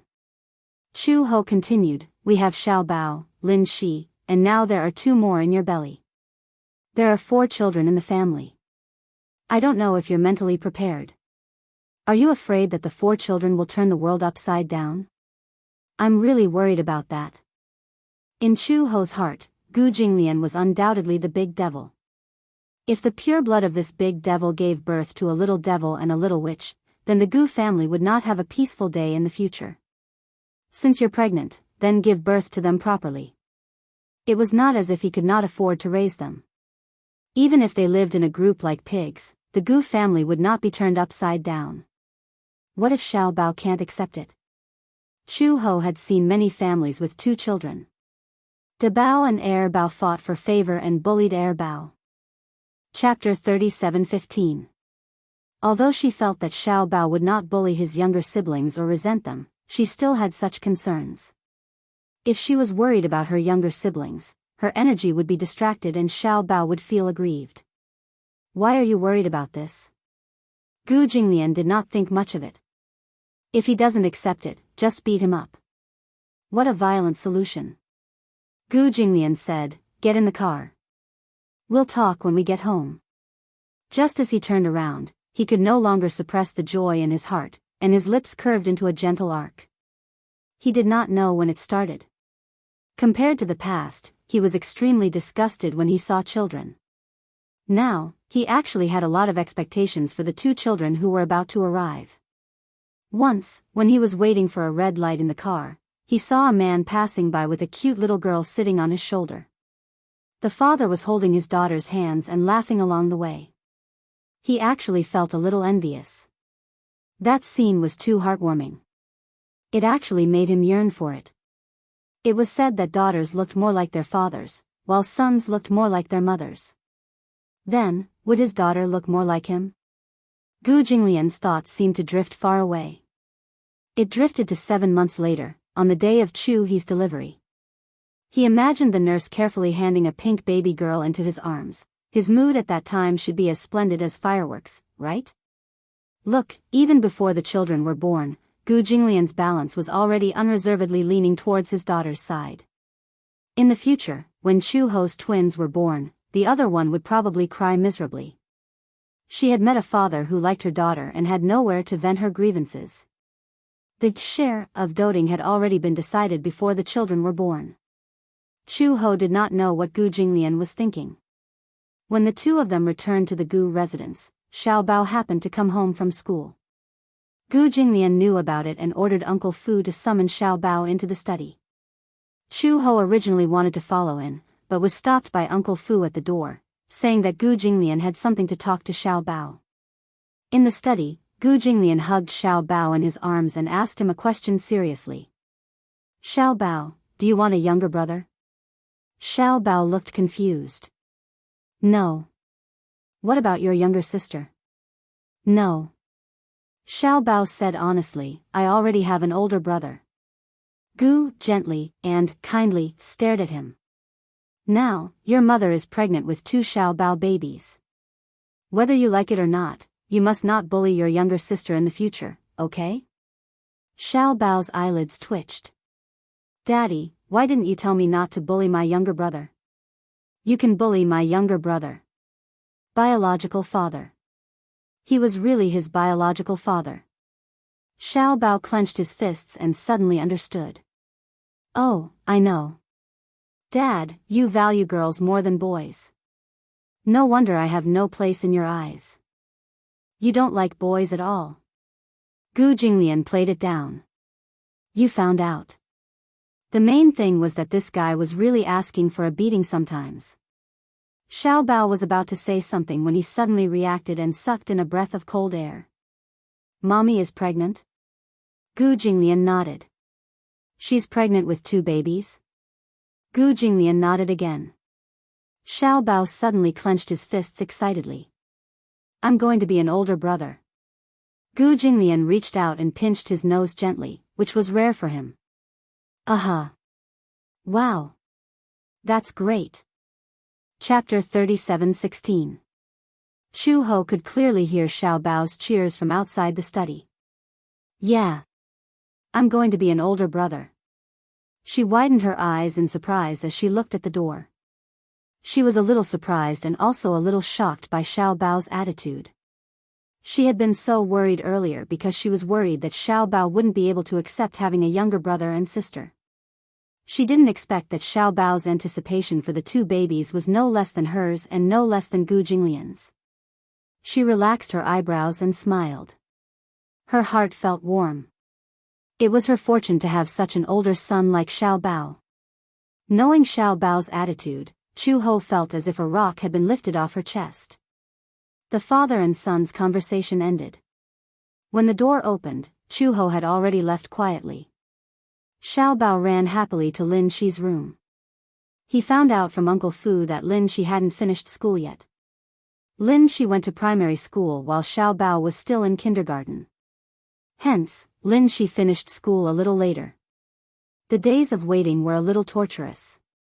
Xiao Bao couldn't wait to share this great news with Lin Shi. After waiting for a while, Lin Shi finally finished school. From afar, they could hear Lin Shi stepping into the backyard and greeting Aunt Qin and Uncle Fu with a smile. Xiao Bao ran down the stairs excitedly and threw himself at Lin Shi while cheering. Lin Shi! Lin Shi caught Xiao Bao in shock. Xiao Bao threw himself into his arms and hugged his neck as he jumped up and down. Lin Shi, we're going to be older brothers. We're going to be older brothers. Before Lin Shi could understand what was going on, he heard Xiao Bao introduce seriously, in the future, you'll be the eldest brother and I'll be the second brother, hee. When Uncle Fu and Aunt Qin heard this, they looked at each other and smiled. Lin Shi was a little surprised. Xiao Bao, what do you mean by that? I don't understand. Let me tell you a secret. Xiao Bao tugged at Lin Shi's sleeve and whispered to him, Mommy is pregnant. Father said that mother is pregnant with 2 children, a younger brother and a younger sister. Lin Shi stared blankly with his eyes wide open, unable to come back to his senses. This news, it was too unexpected. What a pleasant surprise. It was not until a long time later that Lin Shi reacted. She grabbed Xiao Bao's hand and asked in disbelief, Really? Really, really? Xiao Bao nodded solemnly. Daddy told me that himself. Oh my God, Lin Shi said, then they must be twins. Twins? Yes, a pair of twins, a boy and a girl, this is very rare. There's a very small chance that they'll get pregnant at the same time. When Xiao Bao heard this, he was even more surprised. Really? I thought it was normal to have 2 babies. No way. Lin Shi was also excited. She pulled Xiao Bao and skipped in circles. Xiao Bao, we have a younger brother and sister. Yeah. Xiao Bao asked curiously, do you like a younger brother or a younger sister? Me? I like both. If we're talking about who I like more, I'd like a younger sister more. He did not have a younger sister. Growing up in North Africa, those who were younger than him were all younger than him. I like a younger brother. Why? Xiao Bao said matter-of-factly, because Dad seems to like a younger sister more. No one likes a younger brother, so I'll like him. Also, if there's a younger brother, I can teach him how to play football. When Lin Shi heard this, they looked at each other and smiled. Chapter 37:17. The wedding was imminent. However, Fu Bo had already arranged everything, no matter how big or small. In addition, Chu Ho was pregnant. For the Gu family, it could be said that it was a double blessing. It had been a long time since the Gu family had such a grand occasion. Everyone in the Gu family was in a state of excitement. However, since Chu Ho was pregnant, she could not drink at the wedding. Therefore, Gu Jinglian had already informed them in advance. It was more of a threat than a greeting. Whoever dared to force Chu Ho to drink would have their hands chopped off. When Uncle Fu heard this, he did not know whether to laugh or cry. Old Master's ability to protect his wife was improving day by day. However, this was also a good thing. At least, with Old Master's arrogant personality, he knew how to dote on his wife. It was really not easy. 2 days before the wedding, Uncle Fu took Chu Ho back to Uncle Fu's house. Aunt Fu had already decorated the boudoir a few days in advance. Chu Ho moved into the boudoir. Looking at Aunt Fu's thoughtful decorations, she sighed in her heart. She was so thoughtful. She was really thoughtful. Uncle Fu really treated her like his own daughter. Everything was ready. However, there was some disagreement about the bridesmaids. Chu Ho did not have many good friends, so there was a problem with the choice of bridesmaids. It was not good to have no bridesmaids. On the wedding day, there were many things to do. If there were no bridesmaids, there would be fewer people to help. Fortunately, Uncle Fu had a niece and a nephew, so he used them to make up the numbers temporarily. However, looking at the 2 bridesmaids, it seemed that there were not enough bridesmaids. During the wedding, Gu Jinglian's brothers were quite eye-catching. If they could not hold the door, it would be too boring. They did not know where Uncle Fu had gathered a group of sisters. It was said that many of them were from the side branches of the Gu family. Gu Jinglian did not have many cousins, but it was not a small number either. It was still possible to gather 7 or 8 of them. The group of sisters had come over the night before, but they were a little uneasy in front of Chu Ho. This awkwardness was built on the fact that Chu He was Gu Jinglian's wife. They were very afraid of Gu Jinglian. In the Gu family, Gu Jinglian was the most authoritative person. He could do whatever he wanted. Just by standing in front of him, there was an indescribable pressure. However, Chu Ho was very easy to get along with. After a while, they became familiar with each other. They saw that Chu Ho didn't put on any airs and didn't feel any pressure. At night, one of Gu Jinglian's cousins even worked hard to do a full set of skincare for Chu Ho, saying that his makeup would be better the next day. Fortunately, Uncle Fu's house was big enough. There were 3 or 4 rooms in total. There was also a very long sofa in the living room. As a woman from the Gu family, she did not care about trifles.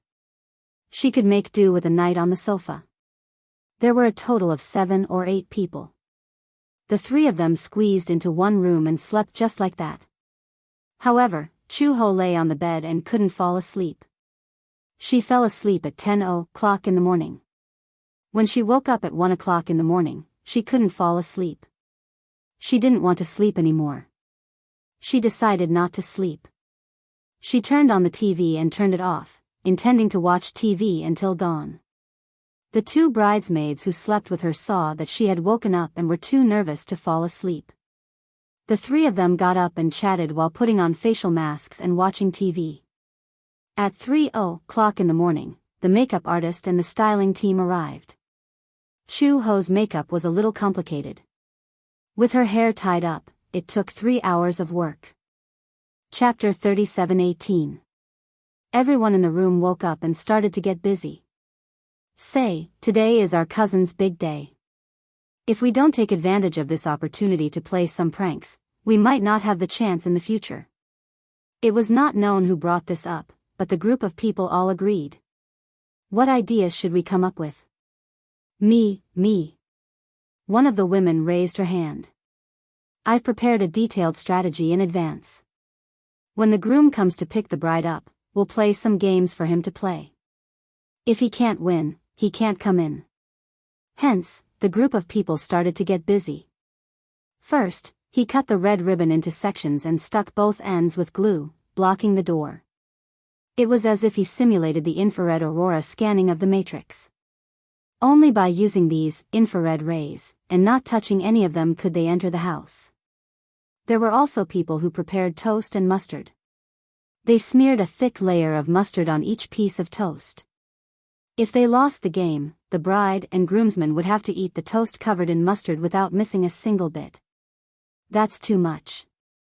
Chu Ho felt a little suffocated when he saw that they had smeared a thick layer of mustard. Besides the mustard toast, there were also fresh lemon slices and dried chili. Oh my God. Would this kill anyone? After preparing the game, someone suddenly suggested, how about we play a thrilling game? We'll give Uncle Jinglian a special surprise. The group of people gathered together and started to whisper. Then, everyone suddenly looked at Chu Ho with evil smiles. When the latter saw their evil smiles, he couldn't help but feel his hair stand on end. On the other hand, Gu Jinglian woke up at 5:30 in the morning. He washed up, dressed up, tidied his hair a little, and put on his suit. The process of preparation for a man was much simpler than that of a woman. It had to be said that with Gu Jinglian's height and temperament, he looked extremely handsome in a suit. His domineering aura made people not dare to look at him directly. At 7:28 in the morning, Gu Jinglian set off to pick up the bride. The mighty convoy set off for Uncle Fu's house. When they arrived downstairs at 8:08, Gu Jinglian and his brothers went upstairs. Hearing the sound of firecrackers downstairs, the sisters in the house became nervous. They're here, they're here. Close the door. The group of people hurriedly locked the door and blocked the entrance. Just as the door closed, the elevator opened. Gu Jinglian walked to the door and saw that the door was closed. The best man beside him held a bouquet of flowers and knocked on the door. We're here. Open the door. How can I open the door without a red packet? That's right. We have more than 10 sisters working so hard. We won't open the door for you if you don't give us a red packet. Gu Jinglian snorted disdainfully.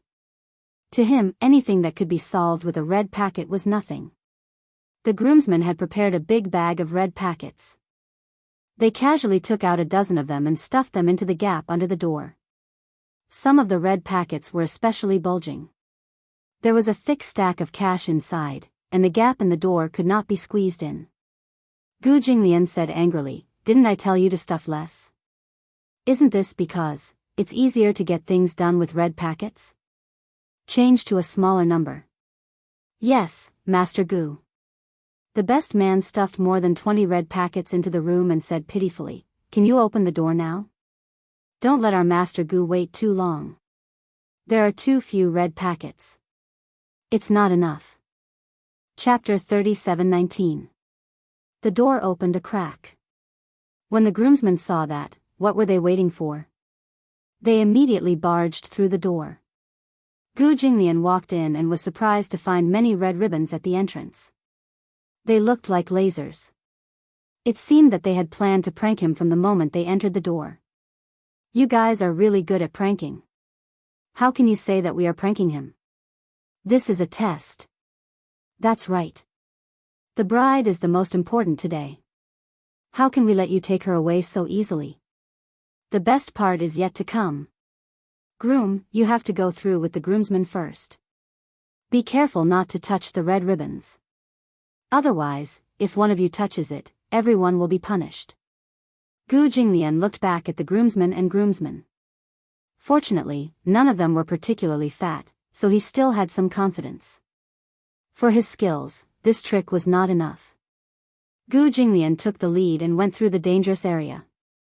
However, he was the second to be hit and broke 2 of the ribbons. Stupid teammate. The bridesmaids came over with a tray. There was a pile of toast stuffed with mustard. Gu Jinglian did not know what was on it and asked in confusion, "What's that green on it?" "Mustard. Mustard." Gu Jinglian's face darkened and darkened. The groomsman saw that his face had changed and immediately volunteered, "We will take all of it." "Mr. Gu, you don't have to eat it." Seeing that the groomsman wanted to take all of it, the bridesmaids objected firmly, "No, the groom has to eat it too. This is the rule of the game. We can't go against it." Gu Jinglian was not a man who would drag his feet. He picked up a piece and took a bite. The power of toast with mustard was not to be underestimated. With just one bite, Gu Jinglian's originally fair and handsome face was like a volcano erupting. Blood rushed to his head, and it was so red that it looked like it was dripping blood. "Cough, cough, Gu Jinglian covered his mouth and choked. However, the bridesmaids said that if he did not eat the mustard toast, the bridesmaids would not let him in. There were a few more checkpoints inside. Gu Jinglian had no choice but to bite the bullet and eat all the toast. However, he felt uncomfortable after eating it. It was spicy. Choke. He felt like his lungs were burning. The groom has eaten. The groomsman should hurry up too. Oh, the groomsmen took the toast pitifully. They took a deep breath and took a bite of the toast with their eyes closed. In an instant, everyone's faces turned red, they could not eat or vomit. What was even worse was that there was no purified water to serve them. Just by swallowing the toast dry, half of the people were gone. The bridesmaids and sisters laughed gloatingly. Among so many people, Gu Jinglian was the only one with the strongest mental fortitude. He was still standing after eating. Someone complained, "Su Feng, it's all your fault. If you hadn't knocked the ribbon off, we wouldn't have to eat this thing. There's so much toast. Eat it all." The groomsman gave the leftover toast to the culprit. The latter had no choice but to swallow his grievance and finish all the toast. Usually, when Gu Jinglian was around, these people would never dare to be rash. Chapter 37:20. Since it was a joyous occasion, they were certain that Gu Jinglian would not act up on such a joyous occasion. Hence, they went all out. There was a long corridor leading to the boudoir, and it was covered with shiatsu boards. What are these? The groomsmen squatted on the ground and touched them with their hands.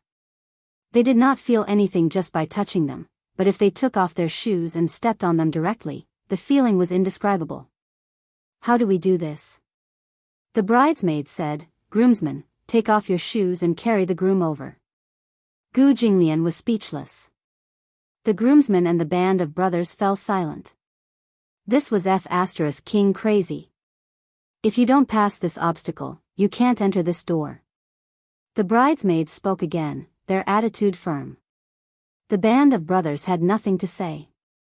They exchanged glances with the groomsmen and had no choice but to take off their shoes and try stepping on the shiatsu board.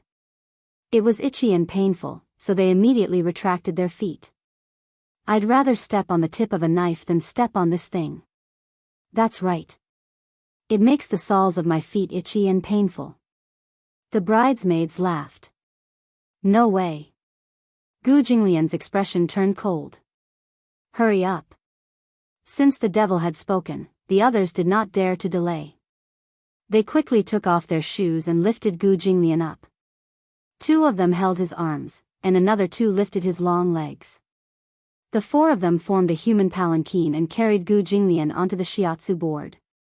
The group of people wailed in pain. All sorts of screams were heard. "Sister-in-law, spare us. Sister-in-law, it hurts. Hurry up and come out to help us. Sister-in-law, let us go. We came here sincerely to pick up the bride." The group of people wailed like ghosts and howled like wolves, but there was no response from inside the door. It seemed that Chu Ho was determined to ignore them. The band of brothers could only grit their teeth and close their eyes. They endured the excruciating pain in the soles of their feet and carried Gu Jinglian to the door. The shiatsu board was only a few meters long, but it took them a few minutes. The brothers put Gu Jinglian down. The groomsmen also took off their shoes and walked over. They knocked on the door and said flatteringly, "Sister-in-law, we're here. Open the door." Inside, the sisters and bridesmaids were blocking the door, but they did not let him in. Gu Jinglian turned the door handle, but the door was locked from the inside. It seemed that it would not be easy to get in. The groomsmen were also sensible. They immediately stuffed a large amount of red packets into the gap of the door. However, even after a large stack of red packets was stuffed in, the bridesmaid inside only cared about taking the red packets and refused to open the door. "Open the door. I've given you so many red packets. Why won't you let me in?" "That's right, we groom can't wait. There's not much time left. Don't miss the auspicious hour. Groom, did you see the ribbon under the door?" When Gu Jinglian heard this, he looked down. Sure enough, there were a few red ribbons under the door. I saw it. One of the ribbons is tied to the bride's wrist. If you can pick the ribbon tied to the bride's wrist, you can enter the door. Gu Jinglian squatted at the door and counted. There were a total of 10 red ribbons. However, only one of the 10 ribbons was tied to Chu Ho's wrist. It seemed that it would be difficult to pick that one. The groomsmen also became nervous. Chapter 37:21. The best man patted his chest and said, "Push-ups are nothing. Mr. Gu, don't worry about it. We can do 100 push-ups evenly." As soon as he finished speaking, the person behind the door said slowly, "It's not that everyone has to do 100 push-ups. It's that everyone has to do 100 push-ups." Everyone was silent. That's too harsh. That's right. How is it possible to pick 1 out of 10 in such a short time? The bridesmaid inside said disapprovingly, "I just heard someone say that push-ups are nothing." Everyone was silent again. 100 push-ups it is. It's not like you can't do it. Gu Jinglian directly picked one and pulled it out in one go. There was a burst of booing in the room. That's wrong, that's wrong. 100 push-ups. 100 push-ups take up too much time. 50. 50 would be more efficient. Then give the remaining 50 to him in a red packet. Since the bridesmaid had spoken, the best man naturally quickly stuffed the red packet through the crack of the door. There were only red packets. Anything that could be solved with red packets was a small matter. After stuffing the red packets, the best man nimbly finished the 50 push-ups. These 50 push-ups were naturally a piece of cake for Gu Jinglian. In just a few minutes, he finished all the push-ups. Continue. There were only 9 ribbons left. In the name of it, this game of picking up the bride was a test of telepathy. However, in reality, it was purely based on luck. If it was purely based on luck, it would be hard to say. Probability was the most difficult thing to figure out. Gu Jinglian narrowed his eyes and looked at the ribbons one by one. He carefully compared them and suddenly realized that there was something fishy about one of the ribbons. There were obvious signs of a knot. Gu Jinglian immediately grabbed the ribbon and pulled it back. As expected, this ribbon was connected to the ribbon on the bride's wrist. It immediately tightened. When the best man saw this, he was surprised that Gu Jinglian could pick the ribbon so quickly. While looking at him covetously, they asked, "Is this the one?" "Yes."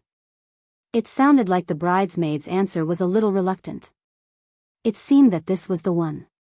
"Can you open the door now?" The best man said angrily, "You just said that as long as we get the ribbon, we can go in and pick up the bride. Open the door." The bridesmaids at the door did not seem to dare to make things too difficult for Gu Jinglian. Although they were very reluctant, they had no choice but to open the door. As soon as the door opened a crack, the groomsmen rushed forward and pushed the door open with force. Gu Jinglian walked in casually. As soon as he appeared in the boudoir, he was dressed in a suit and had an extraordinary aura.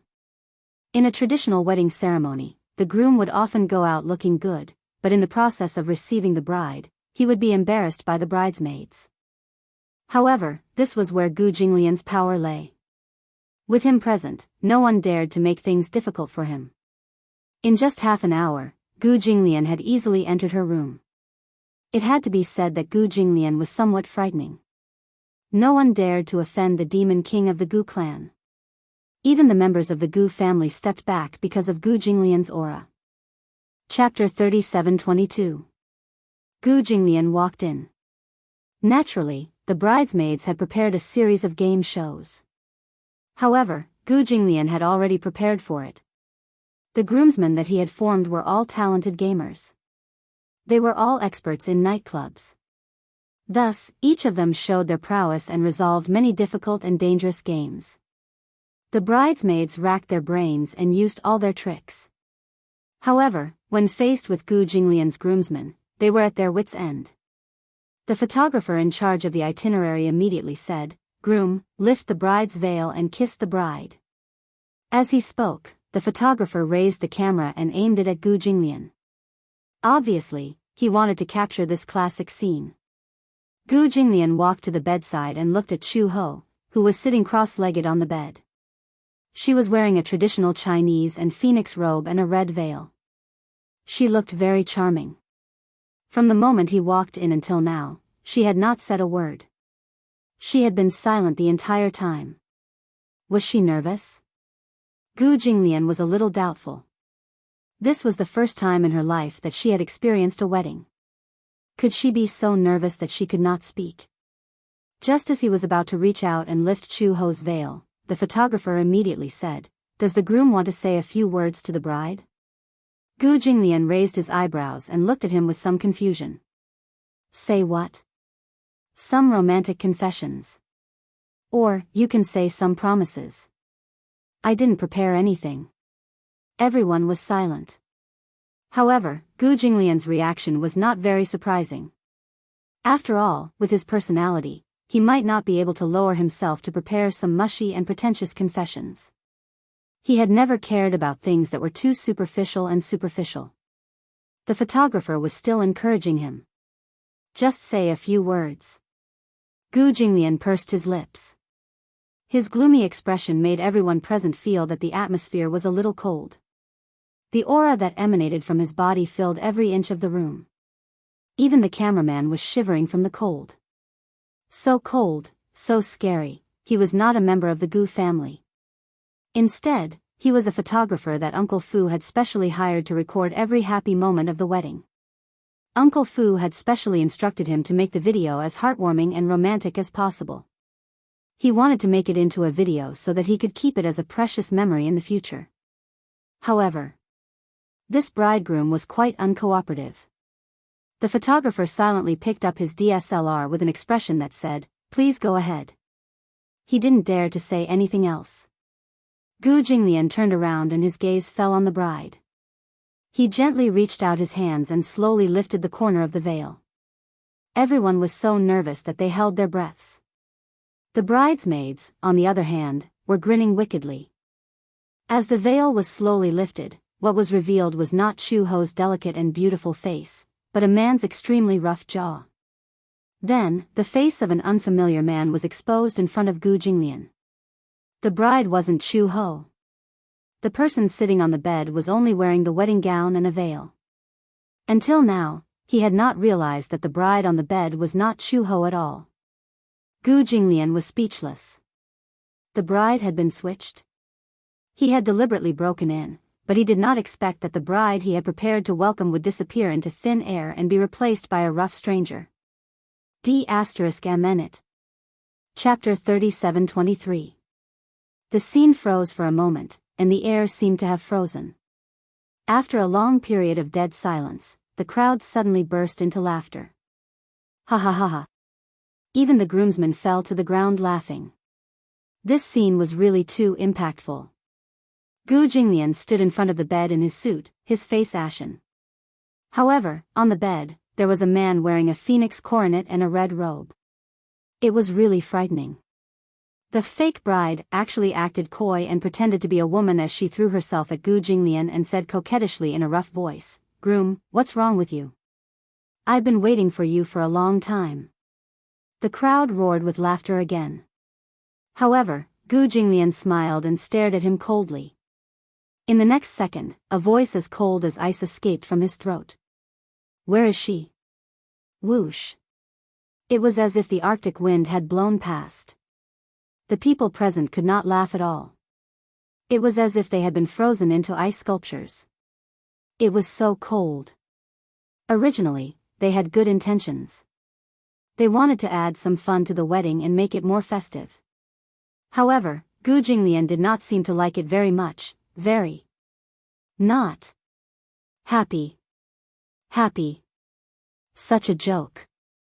He looked coldly at the fake bride on the bed and said indifferently, "If you don't hand her over, I'll break your bones." Gulp. Gulp, everyone subconsciously swallowed and trembled in fear. Save me. This must be the scariest groom in history. Seeing that no one spoke, Gu Jinglian turned around abruptly.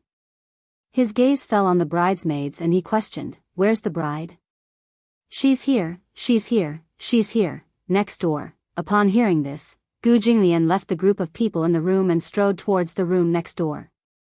The room next door was not locked from the inside. Gu Jinglian turned the doorknob and pushed the door open. The room next door was also decorated with a festive atmosphere. It was decorated in an antique style, with a large bed made of solid wood and a Chinese dressing mirror. A bride was sitting on a chair in front of the Chinese-style mirror. Her red veil covered her entire face, so her appearance could not be seen clearly. However, this time, Gu Jinglian was a little more careful. He observed carefully. Based on the outline of the bride's body, he was almost certain that the bride in front of him was the real Chu Ho. When Chu Ho heard someone approaching the room, he felt inexplicably nervous. For some reason, she could not see who the person in front of her was because of the red veil covering her face. However, she was certain that the person in front of her was Gu Jinglian. The familiar temperament, the cold aura, she was sure, he was here. Chu Ho actually felt a little nervous. Her fingers were intertwined and her palms were covered in a thin layer of sweat. Gu Jinglian looked at her, but he was at a loss for words. He actually did not know what to say. The groomsmen and bridesmaids also rushed into the room. The room was not very big, so the others could only stand outside the door and watch. However, they saw Gu Jinglian standing in front of Chu Ho, not saying a word for a long time. "Bride, the groom is here to pick you up," one of the groomsmen said enthusiastically, but this made Chu Ho even more nervous. Gu Jinglian gently squatted down. His usually cold and arrogant expression showed a rare tenderness. He had never been good with words. In his silence, he reached out and gently placed his hand on the back of hers. His large palm lifted her hand and wrapped it in his palm. Her hand was not as delicate as other women's. Years of training had left a thin layer of calluses on her palm. Chapter 37:24. Holding her warm hand, ripples appeared in Gu Jinglian's heart. An imperceptible tenderness spread out in circles without a trace. Gu Jinglian gently rubbed her hand and asked calmly, "Come with me, okay?" Chu Ho didn't speak. Her red lips opened, but they were so dry that she couldn't form a coherent sentence. The bridesmaid reminded him carefully, "Groom, the bride's shoes have been hidden. You have to find them before you can leave." When Gu Jinglian heard this, he suddenly stood up and began to search the room. Even with his searching skills, he couldn't find the red wedding shoes that the bridesmaids had tried so hard to hide. The groomsmen were also anxious. Where are the shoes? However, they knew how to deal with this situation. They immediately walked to the bridesmaids with more than 10 red packets and smiled ingratiatingly. "Good sister, where did you hide the bride's wedding shoes?" The bridesmaids exchanged playful glances with each other. "How can we give you a hint so casually? If you want to give us a hint, you should at least give us something." The groomsmen looked at each other. They knew that this amount of red packets wasn't enough to get them to reveal anything. Thus, they took out all the red packets from their bags and presented them to the bridesmaids. "Good sister, this should be enough. You should be able to give us a hint now." The bridesmaids accepted the red packets with a smile and winked mysteriously. Isn't there a saying that goes, 100 years of cultivation is needed to cross the sea on the same boat? 100 years of cultivation is needed to cross the sea on the same boat? This time, everyone was even more puzzled. How could there be a boat in such a small room? 100 years of cultivation is needed to cross the sea on the same boat? Could it be that the wedding shoes were hidden in the model of the boat? Is there a model of the boat in the room? Yes. The model of the boat might be placed together with the model. The groomsmen started to suggest ideas. However, when they said this, the bridesmaids laughed in disdain. What idiots! They already said that it was a hint. If there really was a model of the boat, how could they give such an obvious hint? While the groomsmen were searching for the model of the ship in the room, Gu Jinglian strode to the bed, lifted the quilt with one hand, and grabbed the pillow. Everyone followed his gaze and saw a pair of bright red wedding shoes quietly hidden under the pillow. At this moment, everyone finally understood. The hint of the phrase, 100 years of cultivation leads to crossing the same boat, should be the next sentence. 1,000 years of cultivation leads to sleeping on the same pillow. This, sleeping on the same pillow, wasn't the wedding shoes hidden under the pillow? It had to be said that these bridesmaids were quite smart. They were quite particular about hiding the wedding shoes. At the same time, she was impressed by Gu Jinglian's shrewdness. He immediately guessed the hiding place of the wedding shoes. After finding the wedding shoes, Gu Jinglian walked over to Chu Ho with them. He looked at her deeply and suddenly knelt on one knee. He gently lifted one of Chu He's legs, and under the fringed hem of her skirt, a fair and delicate foot fell into his palm. He held her foot with one hand and slowly put a red high heel on her heel with the other. When he had put on the wedding shoes for her, Gu Jinglian looked up and gently lifted the veil. At this moment, Chu Ho's face was extremely red with embarrassment. Chapter 37:25. Gu Jinglian also noticed her blushing face. Although she had applied blush on her face, he could still tell if it was blush or shyness. Knowing that she was shy, Gu Jinglian did not point it out. Instead, he asked seriously, "Can I kiss my bride now?" Chu Ho pursed her lips, but her shoulders shrunk. She did not expect Gu Jinglian to be like other men and say things that made one's heart pound like thunder. However, when he said that, she did not feel that he was being frivolous. Instead, she felt a sweet feeling growing from the bottom of her heart. Everyone saw that she did not move and did not give a definite answer. They cheered enthusiastically. Gu Jinglian gave a rare smile. This was probably the first sincere smile he had given since he stepped into this room. "Close your eyes," he said. Chu Ho was reluctant at first, but Gu Jinglian's burning gaze fell on her face. She did not think too much and closed her eyes. Gu Jinglian lowered his head and gently covered her lips. This was the first time he had kissed her so gently. It was just a light touch, but it was more confusing than a passionate kiss. He kissed her slowly, but Chu Ho felt that her heart was beating faster and faster. She even felt like she was about to suffocate. The faster her heart beat, the more guilty she felt. It was as if her strong heartbeat would reach his ears. Gu Jinglian looked up and smiled at her. She thought that her heartbeat had been spied on by him, and she felt even more embarrassed. She had experienced life and death, and had also passed through the gates of hell. However, no matter how thrilling the experience was, it had never made her change her expression. But now, the color of her face changed again and again.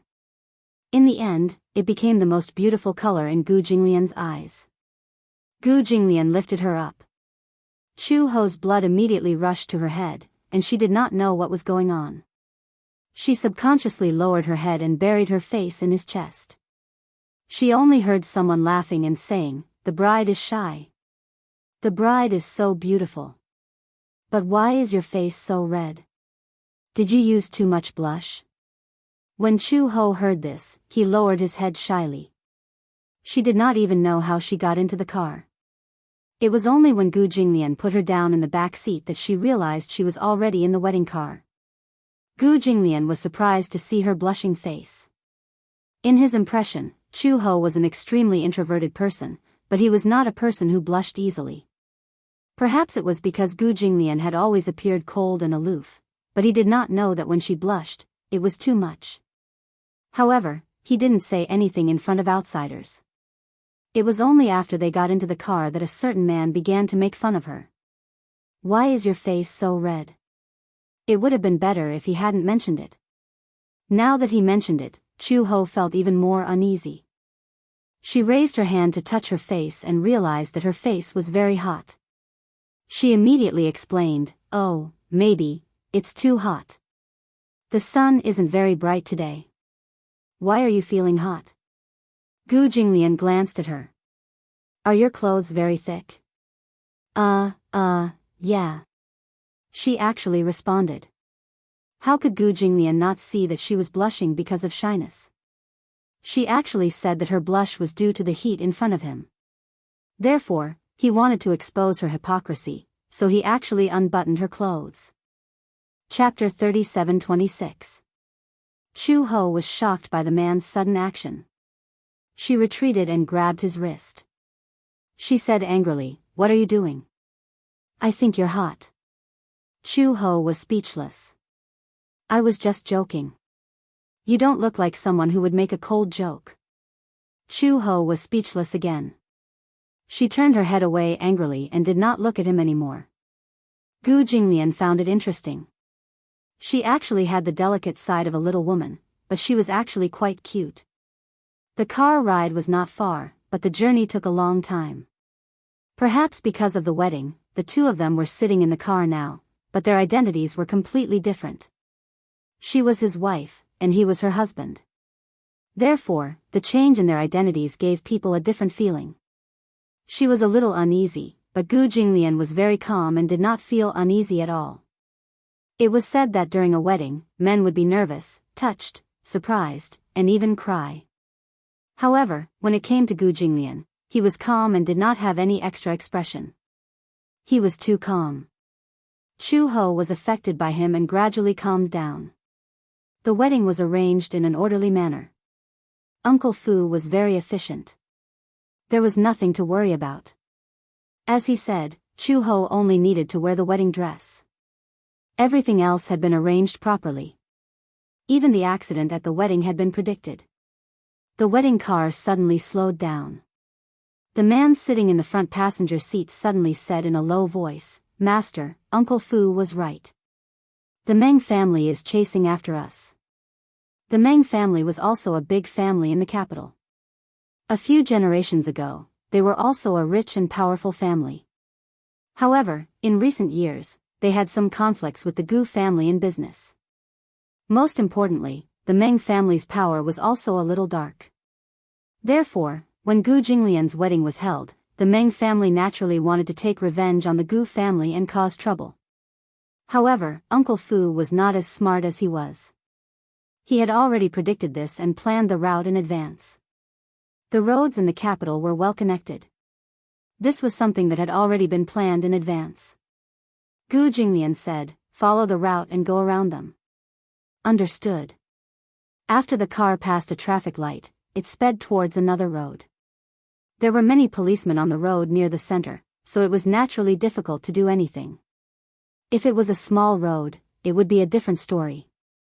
Gu Jinglian naturally did not want these things to happen.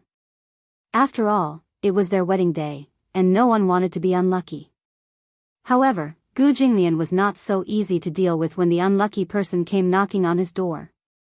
However, one day, Gu Jinglian instructed his subordinates in advance that it was okay to fight, but not to draw blood. At most, they would break a few bones, but there was no need to draw blood. Regardless of whether it was his own blood or the enemy's blood, he should not see it. However, it could also be foreseen that the Meng family would definitely bring weapons when they came. However, the people from the Gu family weren't weak either. Not to mention bringing knives, even if they brought guns, they wouldn't be able to cause any bloodshed. The convoy drove to another road, and there was no one around. The people from the Meng family also became arrogant. They rushed over without restraint and directly stopped the Gu family's convoy. The car stopped. Gu Jinglian said to Chu Ho, "Stay in the car. Don't move." "Okay." Chu Ho also appeared very calm. Uncle Fu had also told her about this so that she wouldn't make a fuss if something unexpected happened. Chapter 37-27. However, Chu Ho did not think much of it. With Gu Jinglian's identity and background, it was inevitable that something like this would happen. The people from the Meng family got out of the car and started cursing. Some of them were holding iron rods, while others were holding machetes. It was obvious that they were going to fight to the death. Gu Jinglian scoffed. He had never taken a small character like the Meng family seriously. What era was it now? They were still behaving like third-rate hooligans. The people from the Gu family also got out of the car. The people who were hiding by the roadside also surrounded them. As soon as Gu Jinglian pushed open the door, the people from the Meng family saw him and swarmed toward him dauntlessly. Two people broke through the encirclement. They raised the iron rods in their hands and waved them at him. Gu Jinglian did not even look at him. He did not even raise his hand, which was in his trousers. He raised his leg and kicked the man to the ground. He turned around and kicked the other man's calf. The other man knelt on the ground on the spot and could no longer stand up. It turned out that this kick had broken his knee. Gu Jinglian rarely had the chance to show his skills.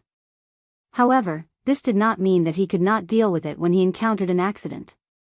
In other words, the best fighter in the Gu family was standing in front of him. He still had to think carefully about how to deal with him. Such a small role was not worth watching. Chu Ho sat in the car, but he was a little nervous. Through the window, he saw Gu Jinglian's figure disappear into the crowd. He did not know where he was. There was fighting outside, and the roars were intense. People kept flying out of the crowd. They were really flying. They lay on the ground and wailed. Some could get up, while others twitched and struggled on the ground. They could not get up no matter what. However, the people from the Gu family were ruthless. They were ruthless, but there was not a single drop of blood. Today was Master Gu's big day. No blood could be seen. It was bad luck. Even though many people from the Meng family came with knives, there was no blood. Just as Chu Ho was feeling nervous, he caught a glimpse of a bare-backed man with a tattoo of Guan Yu on his back. He was sneaking toward the wedding car. He deliberately avoided the eyes of the Gu family. Plus, he was not very strong, so it was easy for people to overlook him. Chu Ho raised his eyebrows in confusion. Why? Was this man here to kidnap her? Seeing that she was sitting in the car, he wanted to do something to her. Chu Ho smiled and leaned against the car door. When the driver saw this, before he could stop him, Chu Ho immediately unlocked the car and opened the door. This saved the man from smashing the car window and door with a stick. Chu Ho got out of the car in a bright red gown. The man was stunned. How could a woman be so daring? He had only seen her cowering in a corner, but he had never thought that she would be so brazen as to face him head-on. The man grinned. You're very brave, aren't you? Chu Ho asked, what do you want? What? The man smirked. F*CKU. Can you do it? Sure. Chu Ho's expression was very cold. He added, if you have the ability. When the man heard this, he found it even more interesting. He laughed and rushed toward her. He waved the metal rod in his hand toward her forehead. Chu Ho dodged nimbly. She turned sideways and raised her hand. She grabbed the man's wrist tightly and twisted it. The man screamed and the metal rod in his hand fell to the ground with a clang. Chapter 37:28. As Chu Ho said this, she sneered and grabbed the man's neck. She pressed him against the wall, clenched her fist and punched his lower abdomen. The man originally thought that she was at most a showy fighter, but who would have thought that this woman was not just a showy fighter, but a real fighter? If this punch landed on his nose bridge would break into 3 pieces. Ah, the man grimaced in pain and stared at her in shock. Chu Ho also knew that she could not afford to see blood today. Otherwise, she would have punched him in the face. Get lost if you don't want to die. He threw him to the side. The man fell to the ground, but immediately got up. Die? If you're so capable, why don't you kill me today? The man looked like a ruffian from the lowest rung of the He society. He was obviously trying to disgust Chu Ho on purpose. He knew that today was her wedding day and that no blood should be spilled, but he still wanted to disgust her. If you're so capable, why don't you kill me? Today is your wedding day. If you spill some blood, I won't die in vain. When Chu Ho heard this, she smiled and walked up to him. She grabbed him by the collar and said meaningfully, if there's no blood, I can make you wish you were dead. In the past, when she was in the mercenary corps, she had seen and suffered torture without blood. If there was no blood, she could make him wish he was dead. When Gu Jinglian returned to the car after dealing with the small fries, he saw a person lying on the ground. However, although he could tell that it was a person, he did not look human anymore. His limbs were bent at an extremely twisted angle and there were many fractures, especially below the knee, which was bent at a 90-degree angle. It was horrifying. Just by looking at the tattoos on his body, he could tell that this was a fighter from the Meng family. On the other hand, Chu-ho was still sitting in the car in a dignified manner, as if she was still a beautiful and reserved bride. What happened? The chauffeur lowered the car window and said softly, Master. Master Gu, what's going on? Gu Jinglian stepped on the chest of the man on the ground and pressed down lightly. The man suddenly opened his eyes and gasped in pain, but he could not scream. He was still alive. His frown deepened as he guessed who was behind this. His attack was ruthless, but he had a good grasp of the situation. One could imagine how painful it must have been for this person to have all 4 of his limbs broken. However, not a drop of blood could be seen, and he was still alive. It must be Chu-ho's doing. However, who asked this man to come to him so eagerly? He thought that the bride was easy to bully and could be bullied by anyone. He thought that if Gu Jinglian was not around, he could take advantage of the situation. He was thinking too much. Although Chu-ho's skills were below his, he was not weak. Just how suicidal was this person to send himself to death? The driver still had lingering fears. At first, he was worried that Chu-ho was in danger, but when he saw Chu-ho's skills, he was terrified. What terrifying strength! She was indeed Master Gu's wife. Her strength was comparable to Master Gu's. On the scene, more than half of the Meng family's people were on the ground. Those who were left were the new members of the Meng family. Now, more people from the Gu family had arrived at the scene. Seeing that they had the advantage in numbers, it was difficult to resist. However, due to the Meng family's orders, they did not dare to advance or retreat. Chapter 37-29. They had all come to the capital from different places in order to earn a living. The Meng family had taken them in and taken the money, so they had to work for them. However, even if they had taken the money, they couldn't risk their lives, right? Hence, they hesitated and froze. No one dared to step forward or back away. After the Gu family members had boarded the motorcade, a portion of them stayed behind to guard the scene. The motorcade then looked at the Gu residence. The Meng family members were dumbfounded. Who would have thought that the Gu family members would be so fierce? They had not come here with the intention of arm wrestling with the Gu family. They just wanted to take the Gu family's joy away on such a joyous occasion. The Meng family originally wanted to catch the Gu family off guard. However, they did not expect Uncle Fu to be so experienced and foresee things. He had already taken this matter into account. So much so that he had calculated how they would travel and how much time they would waste. Even the timing of the motorcade's arrival at the Gu residence was extremely accurate. At the entrance of the Gu residence, the motorcade stopped in an orderly manner and formed a long line. At the entrance, the Gu family members stood in 2 rows and were fully armed. Most of the guests that Gu Jinglian had invited this time were of high status. Hence, to prevent unnecessary accidents, the security was very adequate.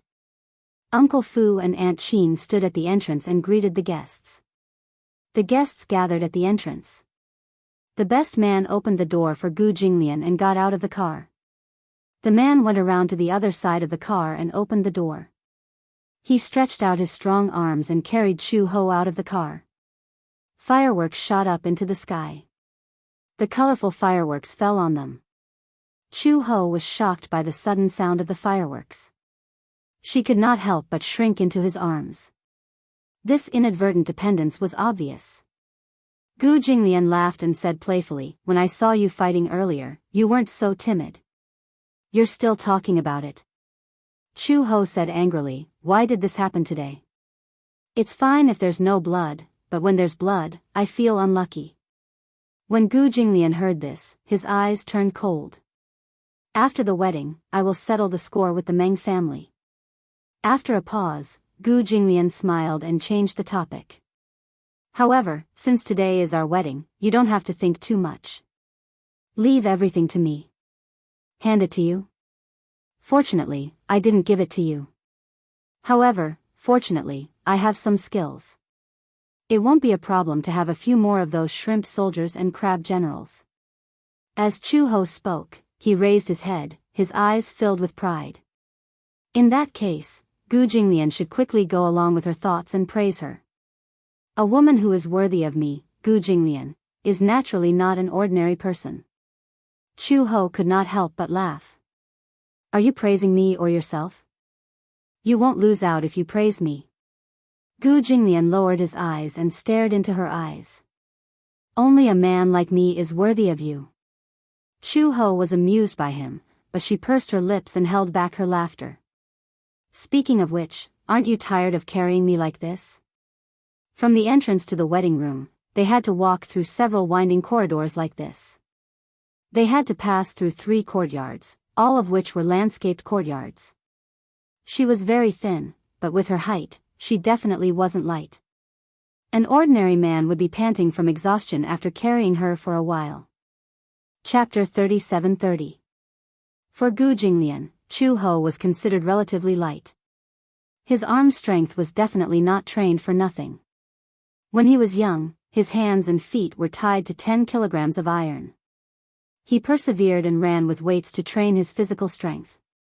Is it heavy? Gu Jinglian did not answer but asked instead, do you think it's heavy? Chu-ho blushed and said, I don't think it's heavy. I don't usually eat much, so I'm not considered fat. It's heavy. Gu Jinglian said, I'm carrying the whole world. Do you think it's heavy?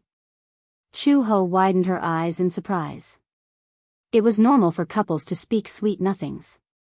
However, when such affectionate words came out of the mouth of a man like Gu Jinglian, it was a little unusual. In her eyes, Gu Jinglian was a more old-fashioned man. He was obviously still very young, but he gave people a feeling that he had been through a lot. When he spoke, he always spoke in a commanding tone.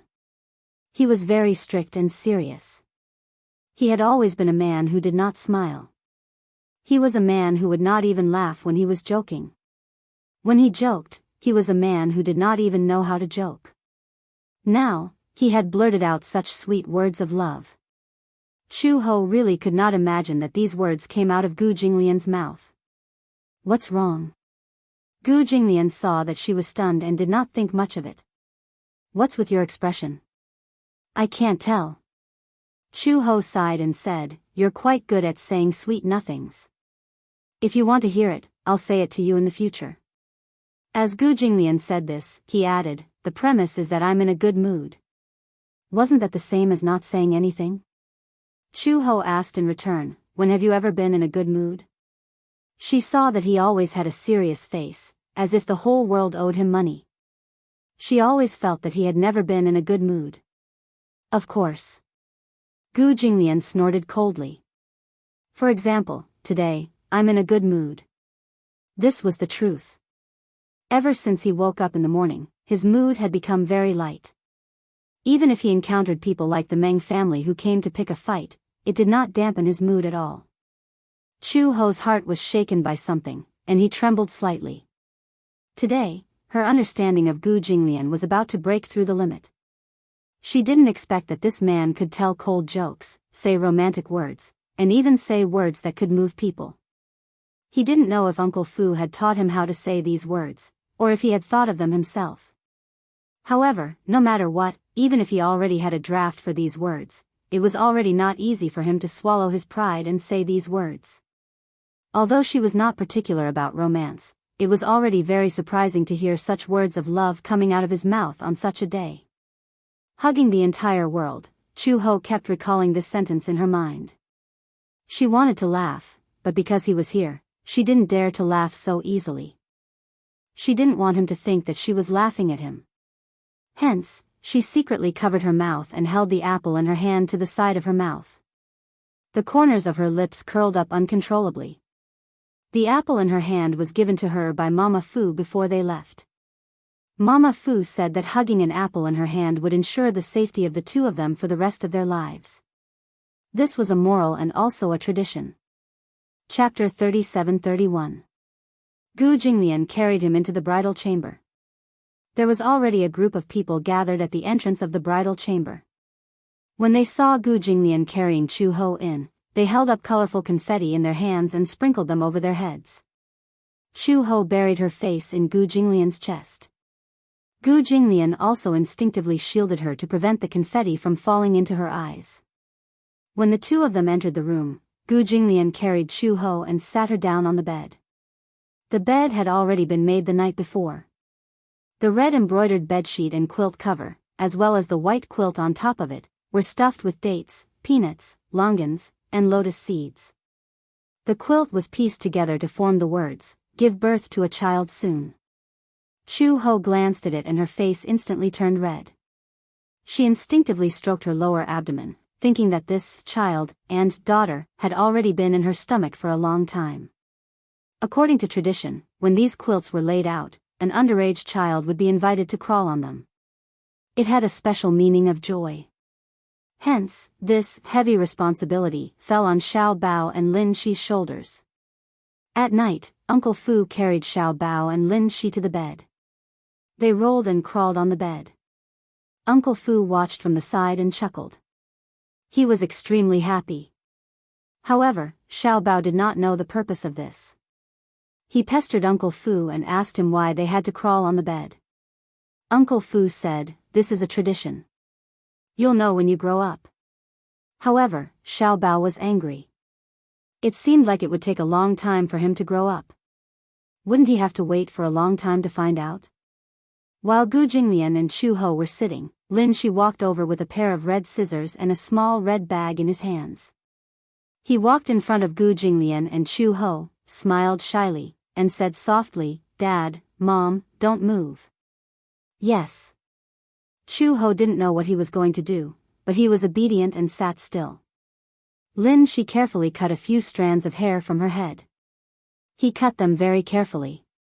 He was worried that he would prick her skin, but he was also worried that he would mess up her hair. He cut a strand of hair and walked over to Gu Jinglian. He cut another strand of hair from his temples. Gu Jinglian's hair was naturally not as long as Chu Ho's, but it was not very short either. Lin Shi carefully twisted the two strands of hair together and gently placed them into the red fortune pouch. This meant that the two of them were officially husband and wife.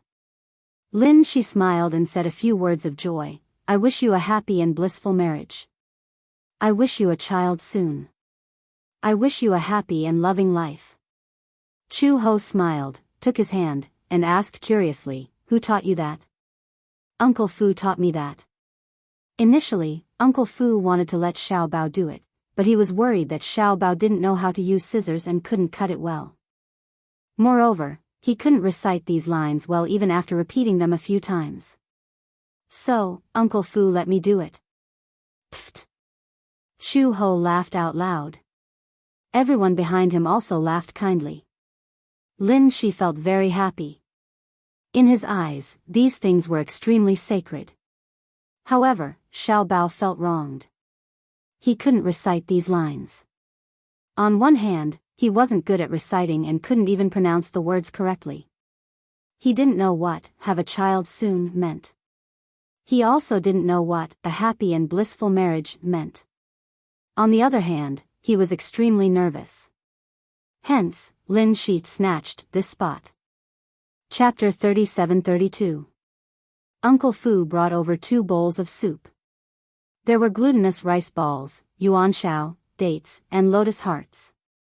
The soup was sweet and meant sweetness and harmony.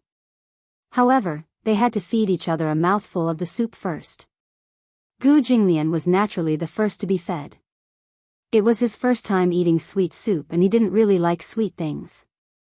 Hence, as he fiddled with the food in the bowl, he asked, "What do you want to eat?" I'll eat glutinous rice balls." "Okay." It was rare for Gu Jinglian to be so docile. The reason why he was described as docile was because Gu Jinglian had always been arrogant and unruly. He rarely took the initiative to feed others and would even ask for their opinion on what they wanted to eat. How rare. Chu Ho was naturally happy to see this and enjoyed being fed. After feeding him 2 mouthfuls, Gu Jinglian said unhappily, "This bowl is almost finished. When are you going to feed me?" Chu Ho was stunned. He hadn't swallowed the glutinous rice ball in his mouth and asked incoherently, "Huh? Do I have to feed you too? Otherwise?" Gu Jinglian raised his eyebrows. "Do you want to eat both bowls?" "I don't have that intention." "Then why aren't you feeding me?" "Ah." That domineering Gu Jinglian seemed to have returned. Chu Ho didn't know whether to laugh or cry, but he immediately swallowed the glutinous rice ball in his mouth and scooped another glutinous rice ball to bring to his mouth. Gu Jinglian glanced at it, but his gaze was cold as if he didn't care about it. He didn't like glutinous rice balls? Chu Ho raised his eyebrows strangely and fed him another glutinous rice ball. Gu Jinglian still didn't open his mouth. Chu Ho couldn't sit still anymore and asked impatiently, "What do you want to eat?" Gu Jinglian smiled wickedly and leaned closer to her. He said slowly, "I want to eat what you feed me with your mouth." "You?" Chu Ho's face immediately turned red. Even though Gu Jinglian deliberately lowered his voice, Uncle Fu, who was beside him, heard him. He raised his head and said to the people in the room, "Mr. Gu wants to eat the bride," so he fed her with her mouth. "Aya. Bride, please satisfy the groom and feed him with your mouth." "Exactly." The cameraman also walked over with his camera and pointed it at them. He smiled and said, "Bride, don't be too shy. Use your mouth to feed the groom. It's a good opportunity for me to capture this scene." Chu Ho pursed her lips reluctantly. Gu Jinglian was obviously trying to prank her. Gu Jinglian, on the other hand, looked at her calmly and did not rush her. It was only when she slowly held the spoon that he said, "I want to eat glutinous rice balls." Tang Yuan was so soft and sticky. It was really not easy to bite it off. This man must be doing it on purpose. However, Chu Ho couldn't flare up in front of so many people. She could only take a bite of the glutinous rice ball. Gu Jinglian's face came closer. His thin lips opened slightly and he bit the glutinous rice ball in her mouth. The soft glutinous rice ball was squashed. It was sticky, soft, and sticky with the sticky sweet soup and the rich sesame core. Chu Ho bit the glutinous rice ball and didn't move. Gu Jinglian, on the other hand, was more active. He bit the glutinous rice ball and gently sucked the soup that was about to escape from the corner of his mouth. The tip of his tongue gently stroked and finally bit the soft glutinous rice ball into two pieces. The sticky glutinous rice ball skin pulled white threads between their lips and teeth. Chapter 37-33. Gu Jinglian bit into the glutinous rice ball and smiled mischievously. He then hugged the back of Chu Ho's neck and kissed her, slowly wiping away the leftover soup on her lips. Of course, other than Uncle Fu, the guests and others who were crowded in the room to watch were tortured by this bowl of public display of affection. After finishing the 2 bowls of sweet soup, Uncle Fu urged Chu Ho to touch up her makeup while Gu Jinglian went to the door to welcome the guests. Gu Jinglian actually did not want to welcome the guests as he felt quite uncomfortable standing at the door. However, Uncle Fu insisted that this was a tradition, so how could they not follow it? Hence, Gu Jinglian and a few groomsmen stood at the entrance of the Gu residence and braced themselves to welcome the guests.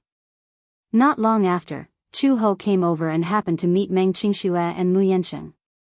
Meng Qingxue saw Chu Ho standing at the door in a fiery red dragon and phoenix gown, looking especially dazzling. She exclaimed as she walked over and held Chu Ho's hand. She exclaimed, "Chu Ho, you're so beautiful today. You're probably the most beautiful bride I've ever seen." Chu Ho smiled. "Thank you." She saw that Meng Qingxue had only brought Mu Yancheng with her. Mu Yancheng was wearing a suit and it was obvious that he had dressed up meticulously. His hair was also combed very handsomely. Mu Yancheng smiled at her and said, "Congratulations." Mu Yancheng did not dare to look Gu Jinglian in the eye. However, Gu Jinglian said in a rare amiable manner, "Welcome." Chu Ho asked, "Why don't I see the little guy? The little guy caught a cold a while ago. Otherwise, I would definitely bring him over." Meng Qingxue continued, "Chu Ho, congratulations. I wish you a blissful marriage and a child soon." "Okay, thank you." After saying that, Meng Qingxue held Mu Yancheng's arm and stepped through the door. Uncle Fu led the way. Mu Yanqing also passed the monetary gift he had prepared in advance to Uncle Fu. Uncle Fu happily accepted it.